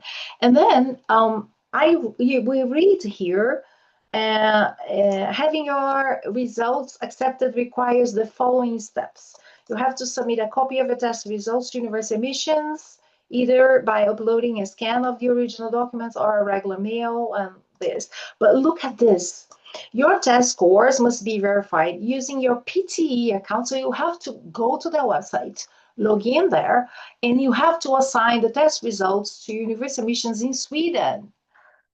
This will enable University Missions to verify your test score online. Send your PT score report to us as soon as you have your test results. So for the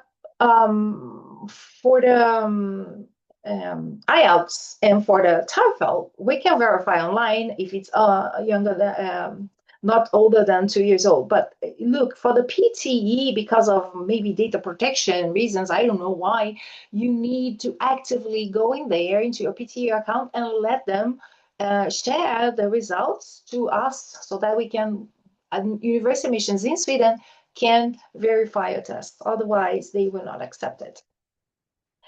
And yeah, and you can see here the CAE, and you can see the CPE as well. So this is the information for the English requirements, and you have the link there. And I hope I have answered all. Now let's talk about tuition fees and living costs in Sweden. And I'm going to talk for this program. The two programs starting in the spring, the total tuition fee for the program is 135,000 Swedish crowns, okay, Swedish kronor.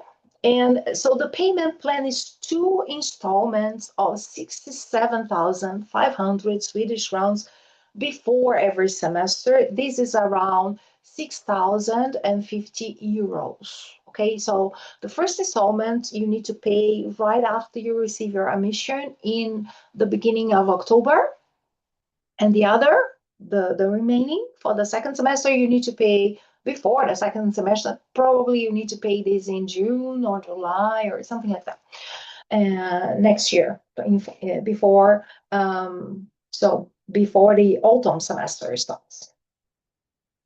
And yes, this is the cost for the program.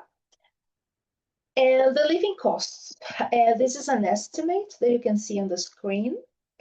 So we estimate that you're going to spend around 275 euros, about that, for food, about accommodation, around 430 euros, and local travel, around maybe 50 euros, internet around 35, and other things 180.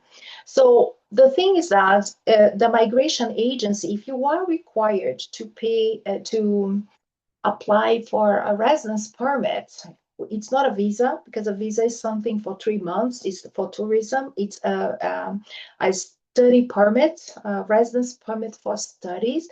So they require that you have 10,584 per month for your living expenses. So, and then they require, you need to calculate that for the 13, okay, it's more than 12 months, for the 13 months that you're going to be living in Sweden doing your program. So you need to calculate the whole amount and have in your bank account for your living expenses. That's the requirements for the migration.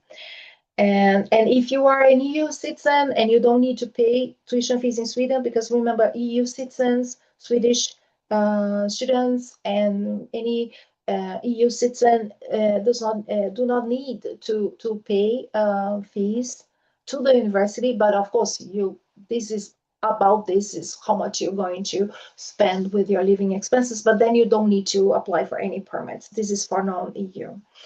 I don't know if there are questions about living expenses, but this is a very there is this accommodation and budget. This is Study in Sweden website. It's a website from the Swedish Institute, and there are different students blogging there, and they have different blogs. And so we have about 3 students blogging for the Swedish Institute as well, and you can check and read about this. And about the student blogs, you find them here. They're ambassadors, and you can find these. She's now in Gothenburg, but she was our student for 3 years. And you see many things about living. Manu, she has just graduated. She was our student in biomedicine, bachelor's level. Ravindu from Sri Lanka, our ambassador, he is presently in Hövde also. And so these are students in Sweden in different universities blogging. So it's really nice if you want to learn about Sweden before you come. Yes, so let's continue. Scholarships. Yes, I'm going to talk about scholarships. And one thing that I want to talk about scholarships is that this is different than in other countries. Maybe in other countries, you apply for the program, you receive your admission results, and then you say, okay, now I'm going to see how I'm going to pay, and I need to apply for a scholarship. But in Sweden, it's different. You need to apply for a scholarship before you get even the results. So this is the time to apply for scholarship. You have to apply now, okay? And for the spring intake, there is this University of the Master Scholarships. This is our own scholarship program. The funds are not from, we apply from funds from the Swedish government every year. So we get these funds and then we administrate the scholarship program that I'm going to talk about soon. But I don't know, are there students from the United States there or from Canada? Please write in the chat, because I'm and even from students from India, because here I talk about the scholarships. For students, scholarships and funding by country. For Canada, for example, there is from the Canadian government, there are grants and there are loans, and we are approved. So you may receive student grants and loans from the Canadian government, okay? And then you need to check that, because we are an approved university. From India, for example, there is something called We Make Scholars. This is India's largest education finance platform, which helps students finance their high school education through scholarships or educational loans.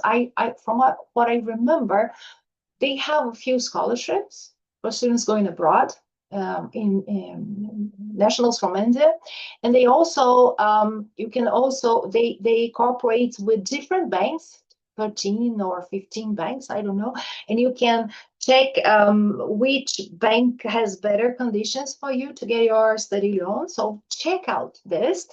And if you are from the United States, and if you have been in the military, or if you have had parents in the military, you may have the right maybe to get the GI Bill benefits through the U.S. Department of Veteran Affairs, the VA. So check out if you're American and if you have the rights for that, because our programs, we are an approved university, and so you may have your studies paid. And maybe you can even receive benefits also for your living expenses. So we just need to contact us when you get admitted, so that we can approve the programs. At the moment, all our bachelor's programs are approved, and we have some master's programs approved as well, because as soon as one student gets admitted, and then we send the documents for that program, right? These programs are not approved yet, but it's just to send a few documents. So if you get admitted into AI for biomedicine or bioinformatics or biomedicine master's programs, just contact me, and then we send in the papers. And this is the link for the information. And yes, but now let's move on now to the University of the Master Scholarships. These are scholarships that we administrate ourselves with money from the Swedish government. It's a partial tuition fee waiver, okay? So it covers only 50% of the tuition fee. It does not cover living expenses. It's just a part of the tuition fee, 50%. And the scholarship holders need to cover the remaining fee and also the living expenses. It is available for master's applicants from all non-EU, EEA countries who choose the University of Skövde as their first option when they apply on university admissions. So if you are required to pay tuition fees in Sweden because EU citizens do not need that, then this is not for you. This is only for students who are required to pay. And the application is open now until mid-September. It's, in fact, the deadline to apply is on the 15th of September. So you have time now to submit the documents, and you still have time to apply for scholarships. We're going to open the scholarship page here. I'm going to send you the link so that you have it. It's on the chat. And so you see here the deadlines, and I put here the deadlines to apply and to submit documents and all that. So the 15th of September is the deadline to submit the scholarship application for the University of the Master Scholarships, and the application link is below. And on the 9th of October, all on-time students will receive their admission results, okay? And then 1 day later, on the 10th of October, we give the scholarship results as well, okay? So right after the admission results. And here we explain about the scholarships and who qualifies to get the scholarships and how to apply. And you need to submit, it explains everything. You need to record a 2-minute video explaining why you want to take the master's program at the university, why. And how you're going to use the knowledge acquired during the program in your future career. And also, and then after you record this video, you upload your 2-minute video, it's about 2 minutes, to a website or to a cloud storage so that it can be viewed by our scholarship committee. We have a scholarship committee, and for the program director, so many people will watch your video here internally at the university, okay? It's just for us. But this video, if you put this video somewhere, we don't want to download any video. So first of all, the video, we need to click on the link and watch the video. Another thing, don't put any password there because we're not going to manage that. So your video needs to be available. So we suggest that you upload your video and mark it as unlisted. You upload it on YouTube. If you record a video, you can record it on your mobile phones. You know, nowadays mobile phones have so good cameras. Just be sure that the audio is good, okay?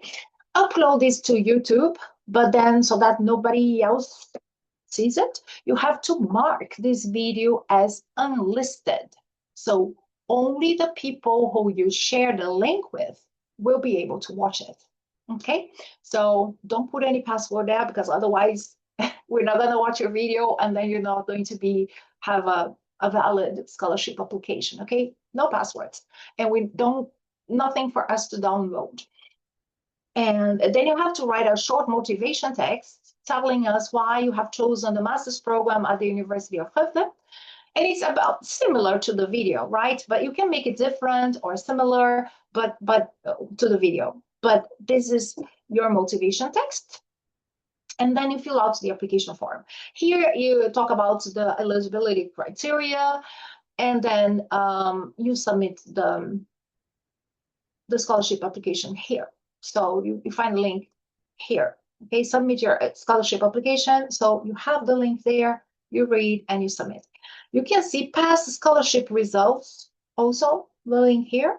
And you can see the guidelines on the administration of scholarships here at the university. This is a document back from 2014. It's a very old document, how we manage and how we select our scholarship holders at the university. And this is the translation of these documents that was written in Swedish, okay? And that's it about scholarships. And so apply for scholarships by the 15th of September. That is the deadline. And yes, and there was a question if there is any full scholarship. And for the spring semester, there's no full scholarship because we at the university do not offer any full scholarship. Full scholarships are only from the Swedish Institute, and they have two different scholarship programs. They are very, very competitive. They are available for all Sweden. And yeah, so this is only available in the autumn semester.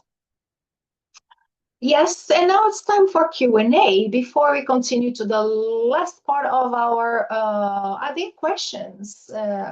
Sarah and Karin. I don't know if Karin is here. I don't know if Colin's here. Oh, you are. You're muted. Yeah, I'm here. No worries. Yes. Are there questions? Yes, there's a lot of questions, but I'm wondering if we should do the other things before we take all of the questions, or Maybe we can take the questions about the English because, right, because I can see does PTE with a score of 73 be accepted? I don't know. I have to, I don't know by heart. Let's go back to the English here. I think it's 62, right? Was it 62? Yeah. I think so.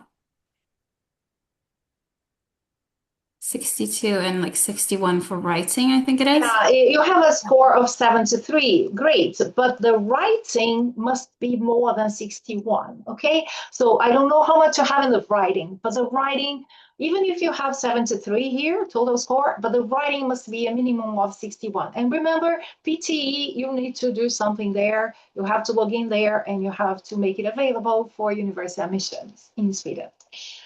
And this is answered live, and then done. And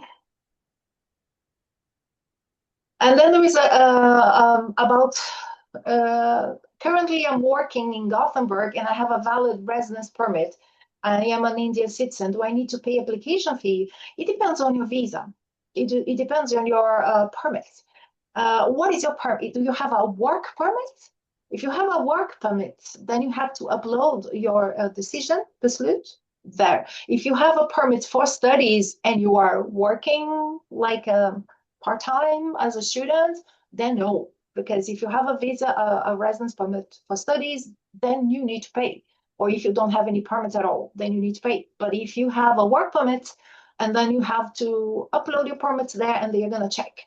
Probably not, depending on the date that it expires. So do that, okay? And then this I answered live. This was Navinder who asked that, who answered it. And so the document is your always your passport, but then in this case you need to upload your card, residence permit card, okay? The type of visa that is there, and if you have the beslut, the decision from the migration agency, upload it there too. And then university admissions will check. And then, yeah. Yeah. Karin, do you see any other question? yes, I think yes, there are. But I think we've been talking about the TOEFL and IELTS, so I think they are considered being answered. Answered, right? Yeah. Yes, and yeah, let's see if There was a question here about the migration. The first question there, let's see. No, now it's gone.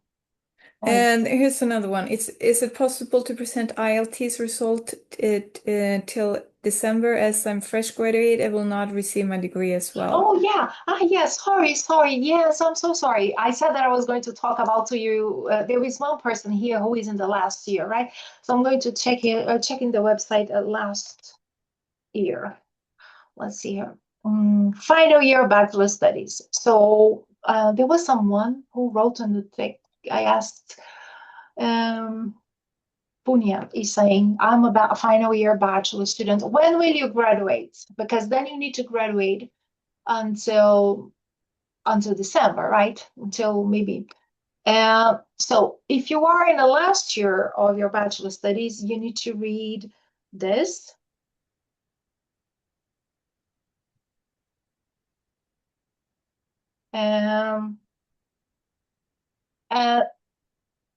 You know, you need to have something from your university. It's another document saying that you're in the last year and when you're going to graduate. If you haven't completed your final year studies, so you are in the last year and you're going to graduate soon, you need to have official documentation from your current university. And then they can fill out these statements of enrollment. So in this case, of course, you don't have your degree certificate. Then skip the degree certificate for the moment. You need to have this instead. And this is a document, the link to this PDF is there, a statement of enrollment. So your university needs to fill out that for you. But sorry, this is something important. The statement must be completed by a representative of the academic registrar's office, the examinations office or equivalent of your university. What does it mean? It means that they don't accept people from your department, from the faculty, professors. No, no, no, no. If somebody works in the administration of the university, these people need to fill out for you and stamp. Okay, and then you need to submit this before the deadline on the 1st of September. And then you put your name and the program you're taking, when the language of the program and all that. And then you can submit it. And then, of course, you need to submit also your grade transcript, but then you don't have until the last semester, right? But you submit until the semester you have completed. Once you graduate, then you apply for your degree, and then you submit your degree. But you can get admitted with conditions. They don't give you 180 credits in Sweden, because remember, the minimum is 180 credits. They're gonna give you probably 150 credits.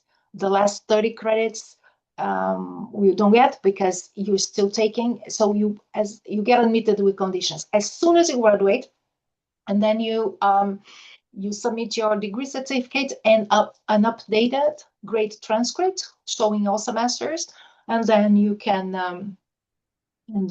register when you are here in Höfde.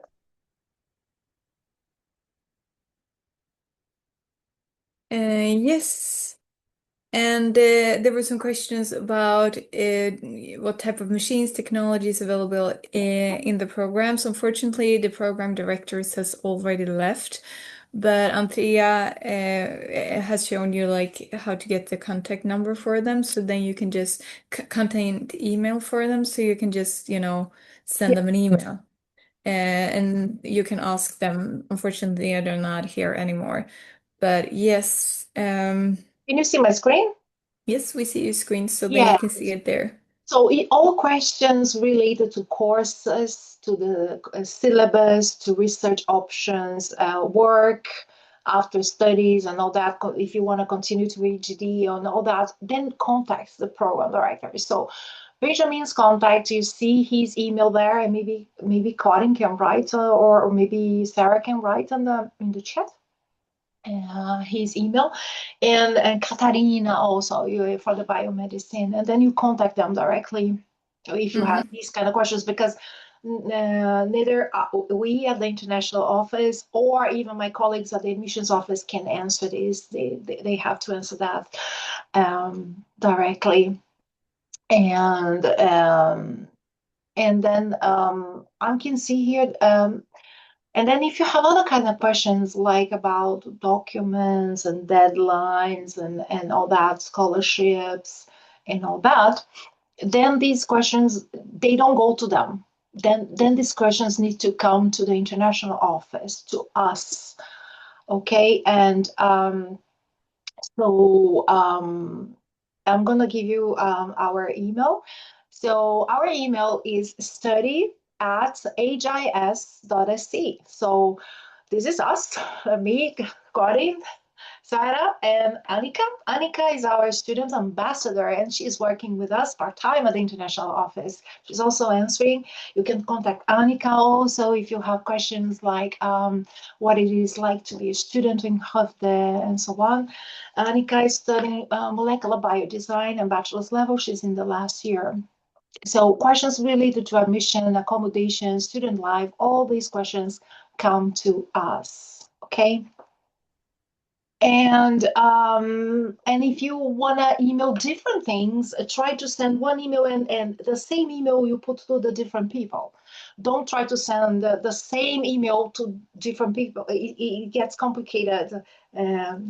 So it's easier if you send just one email and copy everyone.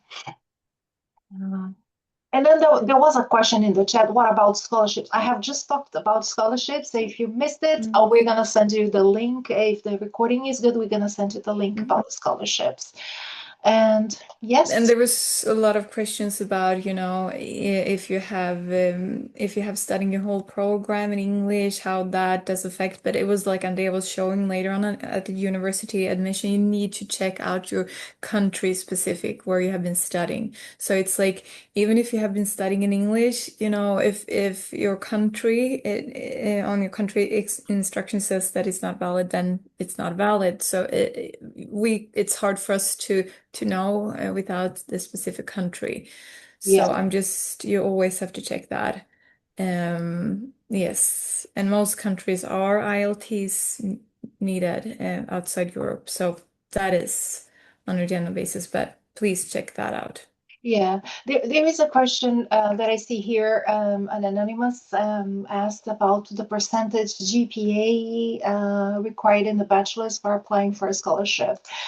As you know, to get admitted into the master's, as we discussed when Benjamin and Katarina were here, the GPA is not important so much. It's mostly which courses you have taken. Now, for the scholarship, what we do is that after we receive all scholarships, we send the scholarship applications to the different program directors, coordinators, and they are going to rank the students. They may have their subjective, they're going to check the GPA, but it's not so important. Maybe you don't have a good GPA, but then you have even publications, and everything, your motivation, your video motivation, your written motivation, and all these things may contribute for your scholarship. Remember, we don't require any motivation letter for the admission, but for the scholarship, yes, and the video and the motivation. So these things may contribute, for your scholarship, but each program director will rank their own students and then send them back to the international office, who will take it to the scholarship committee, who will then finalize and grant the scholarship for the students. Okay, so I have answered that. Yes, I'm going to answer some questions really fast. The artificial intelligence bioinformatic programs is an on-site program. Yes, it's a campus-based, so you can't do that online. If a student is applying for scholarship and proceeds the payment of tuition fee, will he be able to secure a seat? What if a scholarship is not graduated? Will he still be eligible for the seat? Yes. I mean, like when you're applying no matter if you got a scholarship or what. So if you get accepted, you will get accepted. And then the second thing will be if you get a scholarship or not. So it's not, if you don't receive the scholarship, you might still get a seat, so it's not connected in that sense. And let's see here. And yes, questions more about your university. If you have been studying in English, please check out your country specific instructions, because it will guide you if you need to take an IELTS or not. If a student's applying for scholarships and proceeds for, oh yeah, that one we have answered, so that was already done. If an applicant doesn't rank prior to one, what are the chances of securing a scholarship from the university? It's not only one scholarship that will be handed out. We have a couple. It might vary on a yearly basis. It depends. But so don't worry, it's not just only one. You will have a couple of chances to get a scholarship as well. I want to tell you something. The scholarships, they are awarded before you start the program. Once you start the program, you get admitted, then it's too late to get a scholarship. There are no scholarships for the second semester, for example. So this is something that I want to make clear. So you have to apply for scholarship now, right?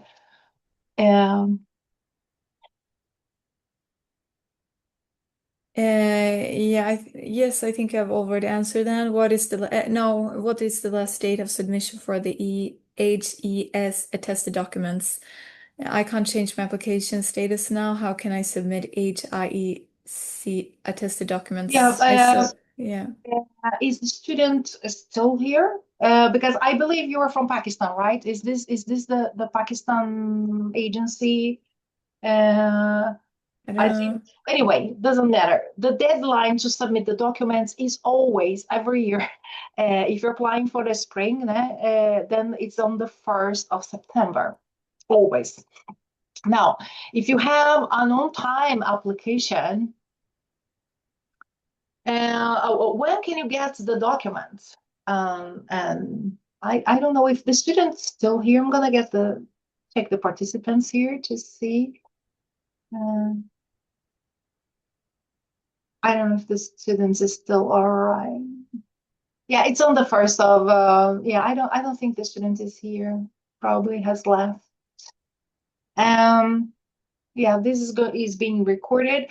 The thing is that if you have an on-time application, and you submit documents after the deadline, when the system, university admissions systems run the admission results before the 9th of October, they will not consider documents submitted after the 1st of September. And then what happens? If you're probably not going to get admitted. Your application will be deleted. You're not going to be qualified because they don't consider late applications. Now, if you make a late application and you submit the document after then it's okay.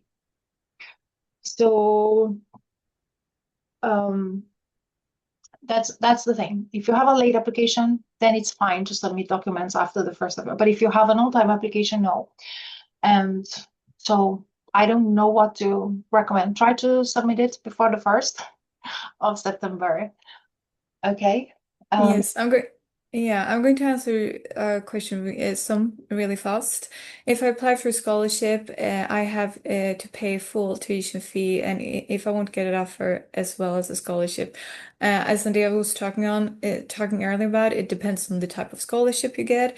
Like if you take the University of Skövde scholarship, if you receive that, it's a tuition fee waiver. Then you still have to pay for all the expenses as well as 50% of your tuition fee. And then we have the Swedish Institute scholarship that covers everything, both the tuition fees as well as No, but the everything. Swedish Institute is not available for the spring. Oh, sorry. Yeah. So, Oh, that is in the autumn. I'm sorry, I forgot about that. Sorry.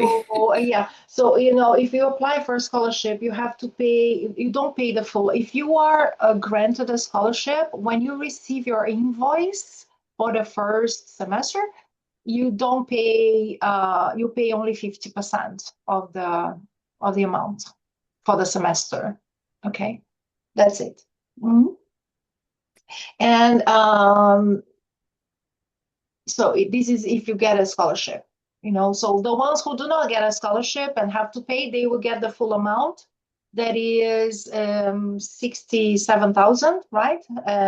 67,000 here. It is 67,500 Swedish crowns before every semester, so it's about 6,050 euros. Now, if you get a scholarship, when you receive the tuition fee to pay for the first semester, it's going to be half of this. Okay, that's it. You already receive it, and done. And there is a question here. Same results for the IELTS. Can I upload or submit the results in December? No, of course not, because in December you cannot get the English. I would say you can submit late. Yeah, maybe you can submit late, but if you have an on-time application, you need to submit the documents before the 1st of September. Period. For an on-time application, 1st of September. If you apply late, then you can submit the documents late. But anyway, you see that the results will be published on the 9th of October for on time. So I would say maybe you could submit late until the end of September or something like that if you have a late application. And then, yeah, to submit the Yes. documents, but never in December. No, it's impossible. Yeah. So if you you were taking an IELTS in November, try to get an IELTS earlier. I mean, I don't know how fast you can get it, but maybe it's not an IELTS. Check all the exams if you can get it in the beginning of September or something like that, and submit it before the end of September. I would say as late, but it's still, if you have an on-time application, you are going to be assessed based on the documents that you have submitted only until the 1st of September. And if you submit late documents, then you even need to contact the admissions office because they will need to make your application a late application. So that's, yeah, because that's how the system works. On-time application, we submit the documents on time. The system runs like that. And then if you have a late application, and then late documents can be looked at. So if you have an on-time application with a late document submission, then you need to contact the admissions office to check that. But then this has to be done sometime by the end of September or something. Do not wait until the results are published on the 9th of September. Yeah. Yeah. Yes, I'm seeing that the time is running late, and There is another one here. How can we prove that we are prioritizing this university? Well, we see that when you apply for university admissions, you can apply up to 4 master's programs, right? The 4 are the same or different universities. And then what happens, when we look in the system, all universities can see your documents, and we can see which program you have applied as a first, second, and third, and fourth priority. We can see all the programs you have applied to. So we see if you have chosen our programs as your first priority. And another thing, if you, for example, are applying to both AI for bioinformatics and biomedicine, you don't need to send 2 different scholarship applications, just send one, okay? Or if you want to make a separate videos, fine, then you send 2 different links. But if we can see, for example, that, oh, maybe you don't qualify for one, but you qualify for the other. And then if the program director thinks that you're a good candidate for the scholarship, then we can choose that. Okay, if it's, for example, you choose AI for bioinformatics, and then you have biomedicine both at our universities, and then maybe Benjamin does not choose you, but you maybe you don't qualify to his program because you missed something. But if you qualify to biomedicine and it's your second option, then we accept it because you're not qualified there, and it becomes like number 1 for our university, So that's there is another question about scholarship. 50% of scholarships applied only for the first semester or both semesters. That's a very good question. In fact, you receive the scholarship for your first semester, and then you need to pass courses of at least 75% of the courses until a certain date in order to continue with the scholarship for your second semester. The grades are not important. You here at the university, you may get A, B, C, D. E is fail. So it's from A to D in grades, for example, right? And then doesn't matter the grade, but you need to receive a passing grade. So from A to D are passing grades here.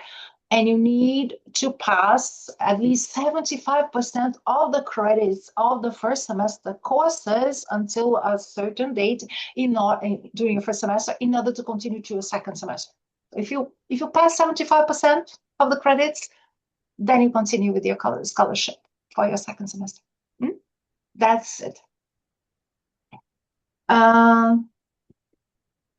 But on the website, it says, there's another one, but on the website, it says that while applying for scholarship, I have to pay full tuition fee before I get the offer. I mean, before the 1st of September. Scholarship, I don't know which color. I think you didn't get it right. You need to pay. I don't know what you mean. Okay. There is a on the questions here. On the website, it says that while applying for a scholarship, you have to pay the full tuition fee before I get the offer. I mean, before the 15th of September, which is scholarship deadline. Let's go there. I think you're talking, not the scholarship. I think you may be talking about the, I just take this one, Karin, and then continue. Yeah, because I'm sorry, but I need to leave about 15 minutes from now. So Okay. So yeah, it is, you need to pay the application fee. Yes, you need to pay. If you don't pay the application fee of 900 Swedish crowns to university admissions by the 1st of September, your application will not be assessed. It will not be a valid application. We don't assess. It does not. So, and we cannot consider for a scholarship, and it does not come to us at the university, because university admissions charges to process the applications. Yes, so let's continue now and to the free Swedish courses, Karin. Do you want to talk about this? yes, I can give you a short introduction to that. So it's like if you come to Sweden and study here, one of our programs, then we would like to offer you as well to get some Swedish, to learn some Swedish. So you will get a free Swedish course about Swedish society and Swedish culture, about 3 credits. It will give you like an introduction to the Swedish culture and society as well, and give you the possibility to learn some basic useful Swedish. It's free of tuition fee if you take it during the first semester of the studies. Then there's also another course we would like to offer you as well. Next picture, please. And that is the Swedish for foreign students, oral proficiency and listening comprehension. So you will learn some basic Swedish, and it's also free of tuition fee if you take it during the second semester of studies. So please don't miss out on these possibilities to get like 10.5 extra credits in Swedish and about Swedish culture. And yes, then we also have some really great things about the university. Every time our students do a film or anything about the university, they will always film their favorite place at the university, which is the university library. Is just amazing. We have really nice group study rooms. We have free access to books and articles, both physical and digital. We also have this study support center. And the thing with the study support center is a place where you can come and they will help you. If you're writing a thesis and you're not used to writing academic language in English, they will support you as well about that. So they will give you tutoring about language, style, and structure, writing process, and also study strategies and how to do referencing. So they're really great about that. And also, if you come to the university, and next picture, please. And we think that everyone should be able to study at the university. For example, if you have a disability, it could be like dyslexia, ADHD, or autism, or anything. That should not stop you from coming here and studying at the university. So, you see the woman here is VP, but you will probably meet Annika, one of our other colleagues. They will help you. You will get like targeted study support and adaptations to help to make your studies easier. They also try to teach the teachers about how to work pedagogically, so you will, in a really great way, so you will be able to succeed in your studies. We also have our really amazing study and career counselors that provide you, help and support before your studies, during your studies, and also after your studies. So it's like a great opportunity to get like the great tools to continue the next step after studying here at the university. And they will help you, of course, when you're here, with tons of also like really great tips on how to study. There are also exchange possibilities, but perhaps not as much when you're studying a 1-year program. But there will be sometimes they're like short mobilities called BIP, blended intensive programs, and it's a great opportunity for you to get away for like a week or something and get a couple of credits as well. But this is something that might vary from year to year. Yes, next picture as well.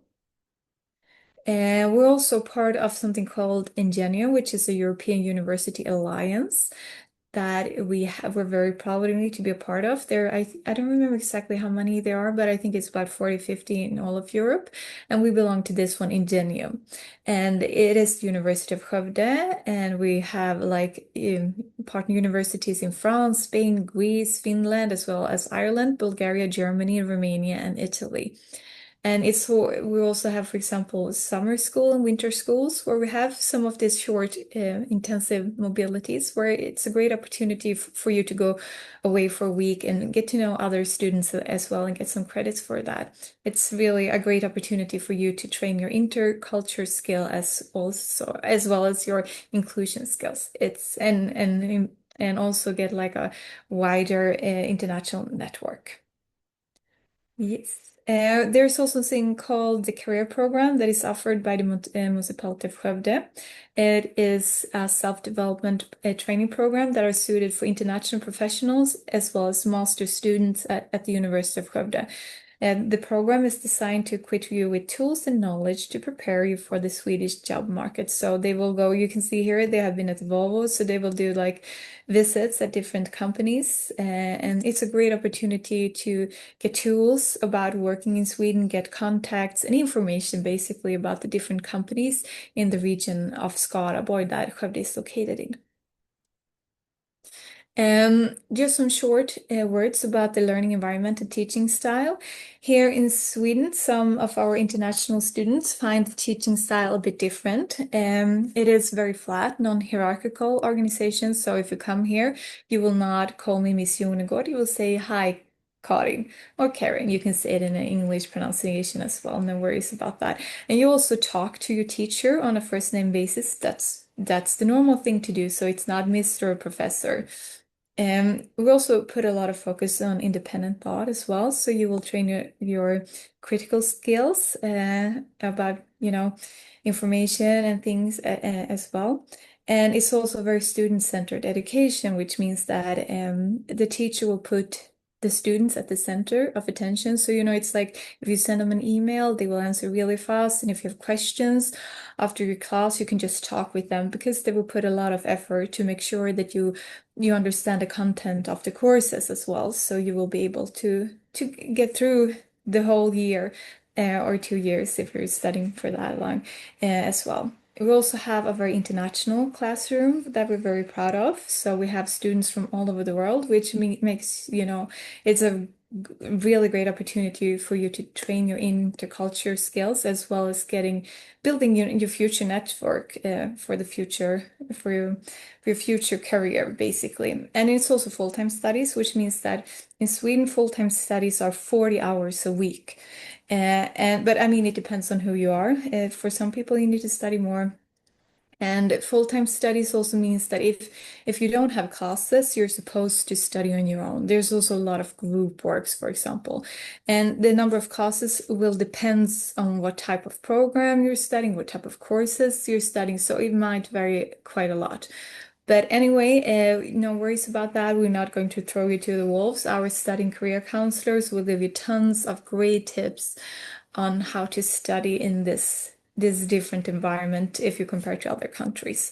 So that was just some short insights about the learning environment and teaching style. And when you come here, which I hope it's a matter of when, because I really hope to see all of you here next spring, we will of course give you a lot of tools and important information on how this environment works and how you will be very successful in this as well. We will give you, as mentioned, tons of tips. Yes, and then we also have our amazing student ambassadors, and you can see them here. We have Annika Fares, Teresa, Dawn, as well as Renti. And if you check out the QR code, you will be able to come to the website and you can send them questions.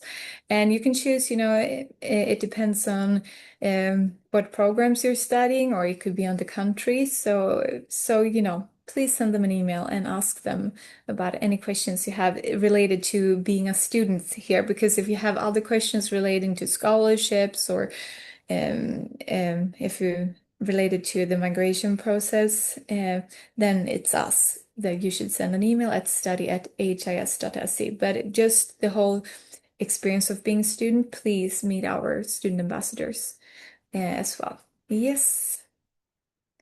And meet us online, of course. We have program-specific webinars. As mentioned, we will try to record this one, and if it's a successful recording, we will need you will be able to see it. We have like digital open house, and we also have recordings of former webinars as well. So please just check it out, and then you will be able to find more information as well. Thank you, Karin. Thank you so much. And also, when you get admitted, you're going to receive on the 9th of October an email from the admissions office saying, welcome, you're admitted. And then we are going to invite you for another webinar that is a little bit different than this one. It's going to be a webinar that we talk about accommodation, how to find housing, how to apply, and how to apply for visa. That is not a visa, that is residence permit, and we give all the tips and we answer all your questions before to help you prepare to go to Sweden. And this webinar, so you're going to get admitted on the 9th of October. So this webinar will be in October. Okay, sometimes it's 1 week or 10 days after you receive the admission results. Okay. And about the residence permits, I only have one short slide here. So when you apply for a residence permit for studies, once you get admitted, and then you need to pay for the first tuition fee. Residence permit for studies is only for non-EU citizens, and then non-EU citizens are required to pay tuition fee. So you need to pay tuition fee for the first semester only, okay? And then if you are granted a scholarship, then your tuition fee is going to be 50%. This needs to be paid, and then only after that you can apply for your residence permit for studies. And you apply for the period 1st of January 2026 until 31st of January 2027. This is going to be 13 months. There are questions there in the Q&A asking about the amount of money for the living expenses, because this is a requirement for the migration. So you need to calculate the amount for the 13 months. For your living expenses. It's not necessary to include the tuition fee for the second semester. This you can pay later on. It does not need to be for the tuition fee. And then after you graduate, you have the possibility to apply for a residence permit, to look for a job, to do internship here in Sweden, or even open your own business. And yes, and thank you very much. This is the end of the webinar. I'm going to answer the questions that are left here. And there is a question here that was exactly this. Do we need to show both living costs and remaining semester fee in the bank accounts for the residence permit? No, just the living costs for the whole period you're applying to.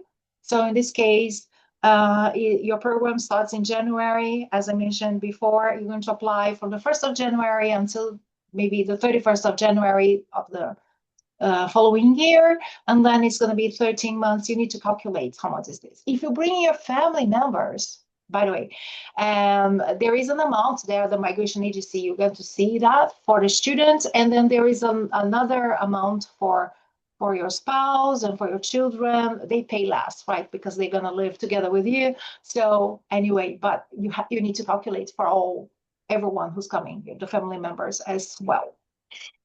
And so this is answered. Then there is a question here. How long does the application fee payment takes to be confirmed and reflect on the website?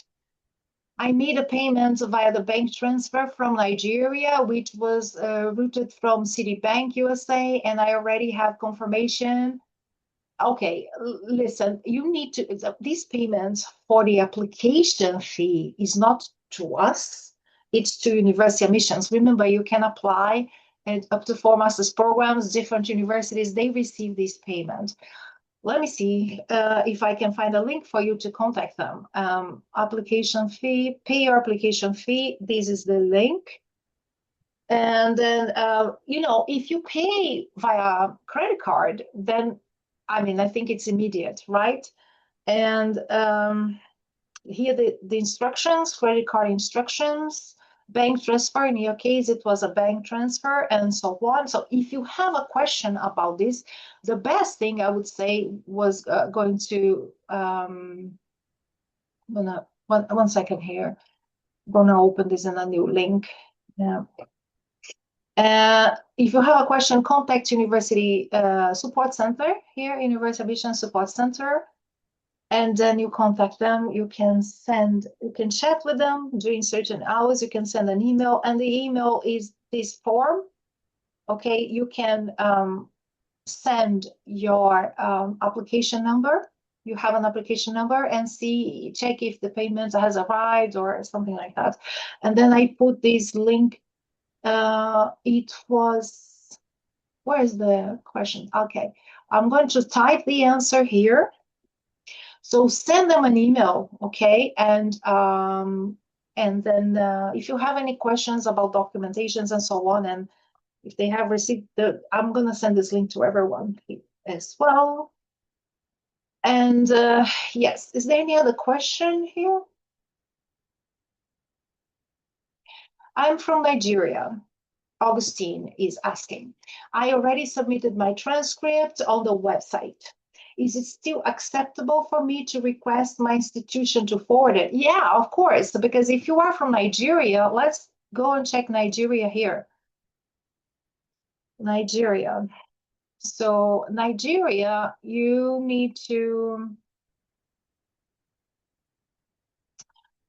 Nigeria. For the English, you need to submit this, and then the special document requirements. The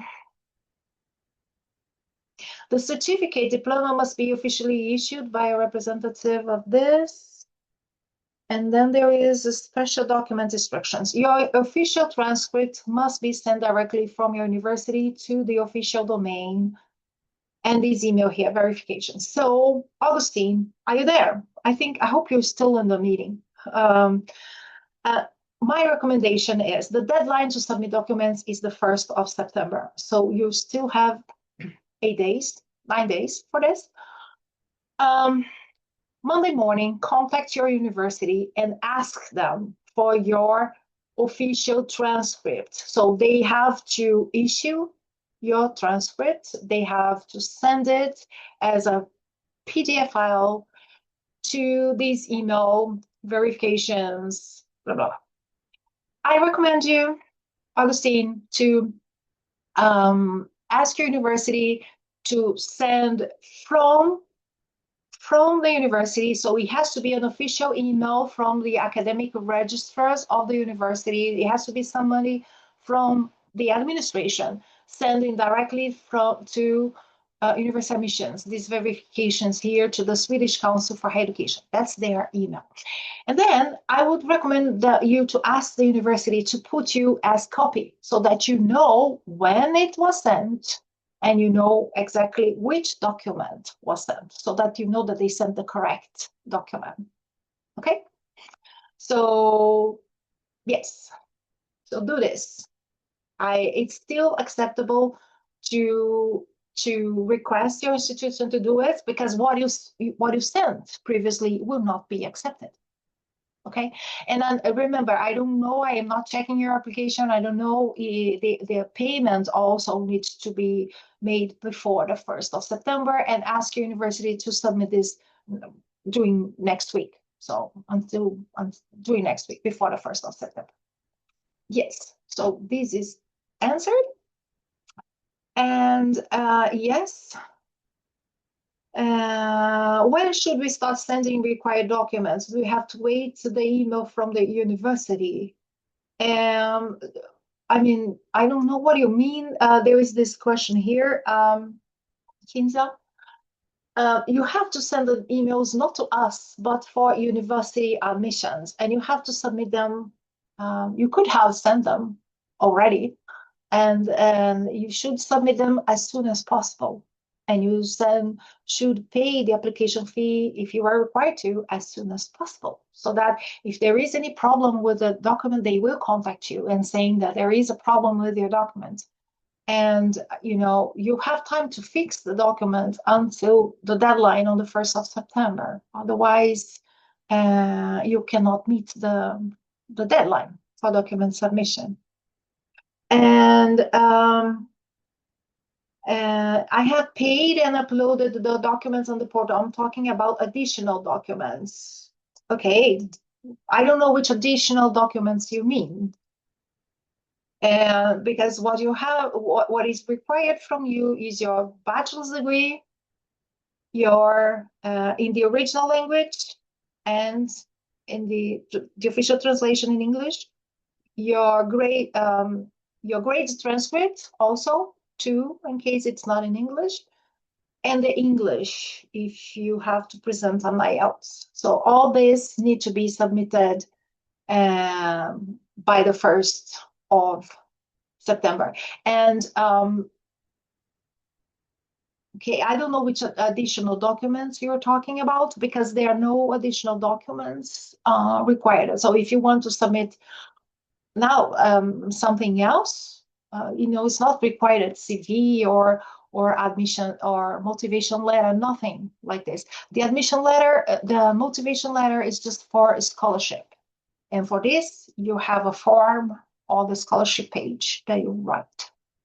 And there is also, you also have to submit a link to a video for the scholarship in case you are applying for scholarship. And I have paid the application fee and university admissions requested I get my undergraduate university send the official documents sent today to them 2 days earlier, and I have requested my university to send the transcripts yesterday. So if the documents don't reach the university admissions by September, what happens to my application? Then you're going to have a late document submission. So it has to be by the 1st of September. This is why when you request your university to send something, it's always good. I suggest the students who attend the webinar to send to these verifications and put you in as a copy of this email. Then you know when it was sent and you know what was sent. And then you know if it was really the document that is required. That is your transcript of grades. This is the transcript showing all the grades, showing all the credits and all subjects taken during your bachelor's degree. This is what needs to be sent directly from the university to them via email. Okay, so please ask your university to send it in the coming week and copy you so that you know when it was sent. If it's sent after the 1st, if it's sent on the 2nd of September, then your application is late. Not late. Our application will be probably on time with a late document submission. And this may cause you a problem. Why? Because they will not touch the documents that were sent after the deadline. They will treat you as an on-time applicant with the documents that were submitted on time, and probably you're going to be considered unqualified because they don't look at the documents that were late. In this case, you need to contact the admissions office and ask them to do something and maybe transform your application into a late application, and then they can take a look at documents after all the on-time applicants receive their admission results on the 9th of October. And then they can look at your documents again. You have to contact my colleagues at the admissions, and their email is admission. So the law is, this is the email I put in the chat. Ask them then, in this case, to reassess your application. If you application gets deleted because you are unqualified because you submitted anything after the deadline, then you need to contact the admissions office to make your application a late application, and so that they can check the documents you submitted after the deadline. I think I have answered you. Thank you very much. And now I think there are just 2 questions. And let me see one thing.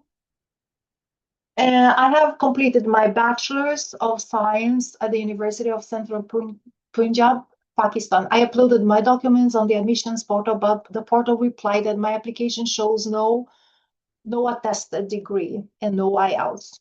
That's very good. That's what they do. If there is any problem with your document submission, they will inform you. And it was very good that you submitted documents early, that you paid your application fee early, because then they contact you and say there's something wrong. Question number 1. I have applied for my official degree, but I have not received yet. So I cannot get the attestation right now. Hopefully I will receive it within 10, 12 days and then attest it. Can I submit the attested degree by December via email? No. December is too late. The students will get admitted on the 9th of October if they are on time. And if they are late applications will be sometime in October. I don't know exactly the date because my colleagues from the admissions office, they're still on vacation. So I don't know yet the date, but it's going to be after the 9th of October. Okay, December is too late.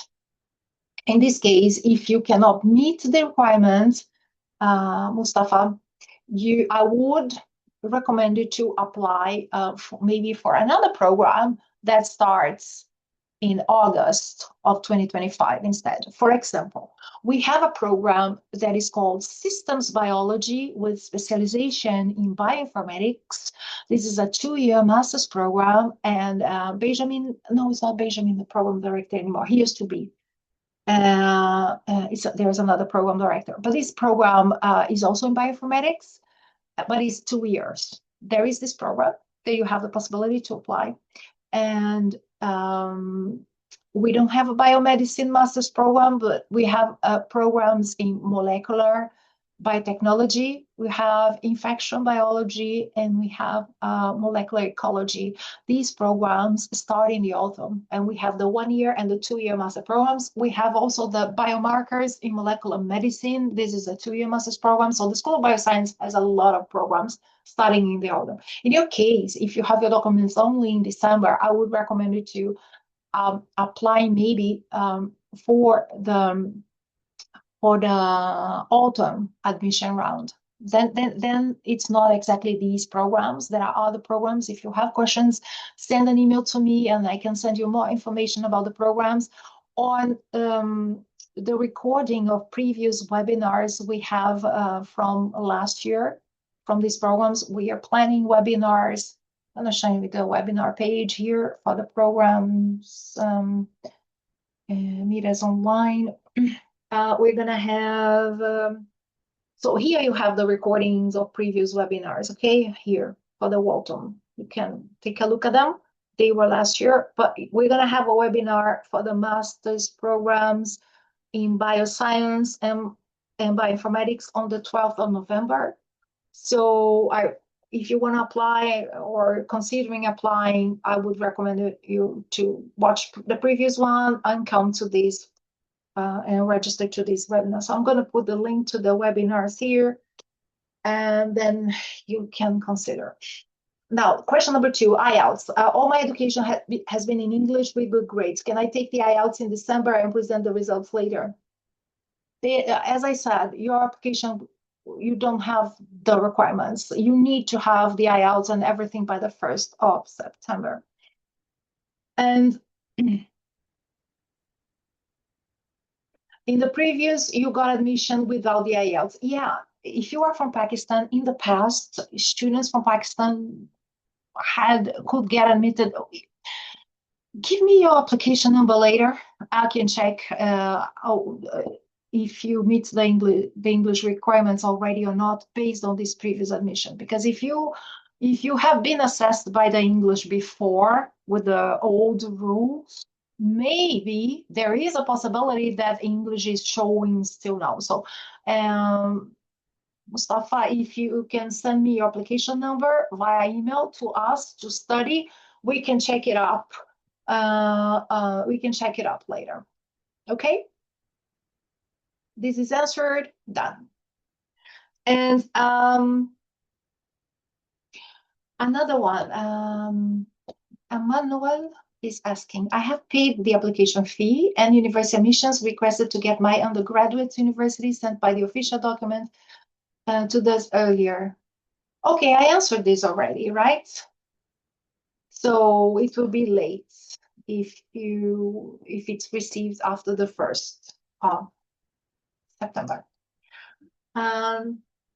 Then there is an anonymous attendee here. Question: can someone make 2 applications in one period? Say there are more than 4 programs. I like the autumn. Can I make 2 separate applications like in the autumn? I don't know what you mean. I don't know what you mean. So, for example, for masters, you can only apply for 4 programs. If you're applying to bachelor's studies, you can apply up to 8 programs.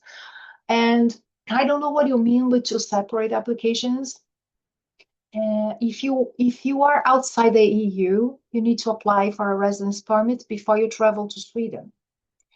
And I don't know if you mean 2 separate applications, meaning that there is the Swedish admission round, the national admission round, and the international admission round.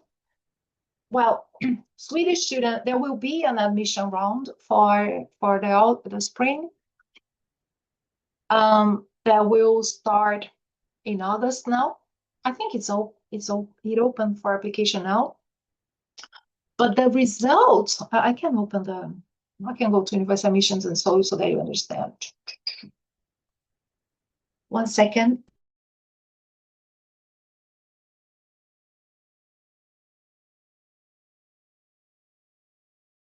So here you see the dates, and there are 2 admission rounds. The first admission round is the admission round for international students. Why? Because it opens in June, it closes on the 15th of August, and then the students, they get their admission in October. And then the students have 2 months to pay the application fee, get a visa, sell their cars, rent, sell their house or whatever, and try to find accommodation and move to Sweden to start studying in January. You have a lot to do in 2 months, 3 months. Okay, you have to be here in January. Now, there is the second admission round.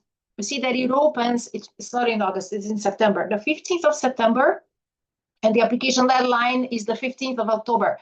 This is not an option for students who are abroad, who need to move to Sweden, apply for visa, residence permit, all that, because you see that the admission results are only published in December for the on-time ones. And then there is Christmas break, vacation and all that. You don't have time to apply for a visa and come. And then you cannot start. So don't take this. Don't apply on the second admission round. By the way, the second admission round for us is not even on the website University Admission. It's another website that is fully in Swedish, because this is the deadlines for Swedish students who are already living here apply, and this is not for you. So you have always to apply during the first admission round. Okay, great. And I think this is answered. This is done. And now I got another question. I don't know what I clicked here, but anyway. I'm only permitted to apply once every admission round. If I apply for masters and pick 4 programs, can I make another one? No, you can't. No, you can't. Because by the way, and because the thing is that in theory, if you create another profile with another email, but it's not good. And people from the Swedish Council for Education, they don't want people to create multiple accounts on university admissions, because then one day, because you're going to send the same documents, and it's use just one document, and so it's not a good idea. You cannot create accounts like this. It just creates problems, and right. So I think I have answered you. I have answered all the questions. I thank you very much for staying here longer than expected. I also want to thank you, Sara, Thank you. for you and me and all this time. And thank you all for the very good questions.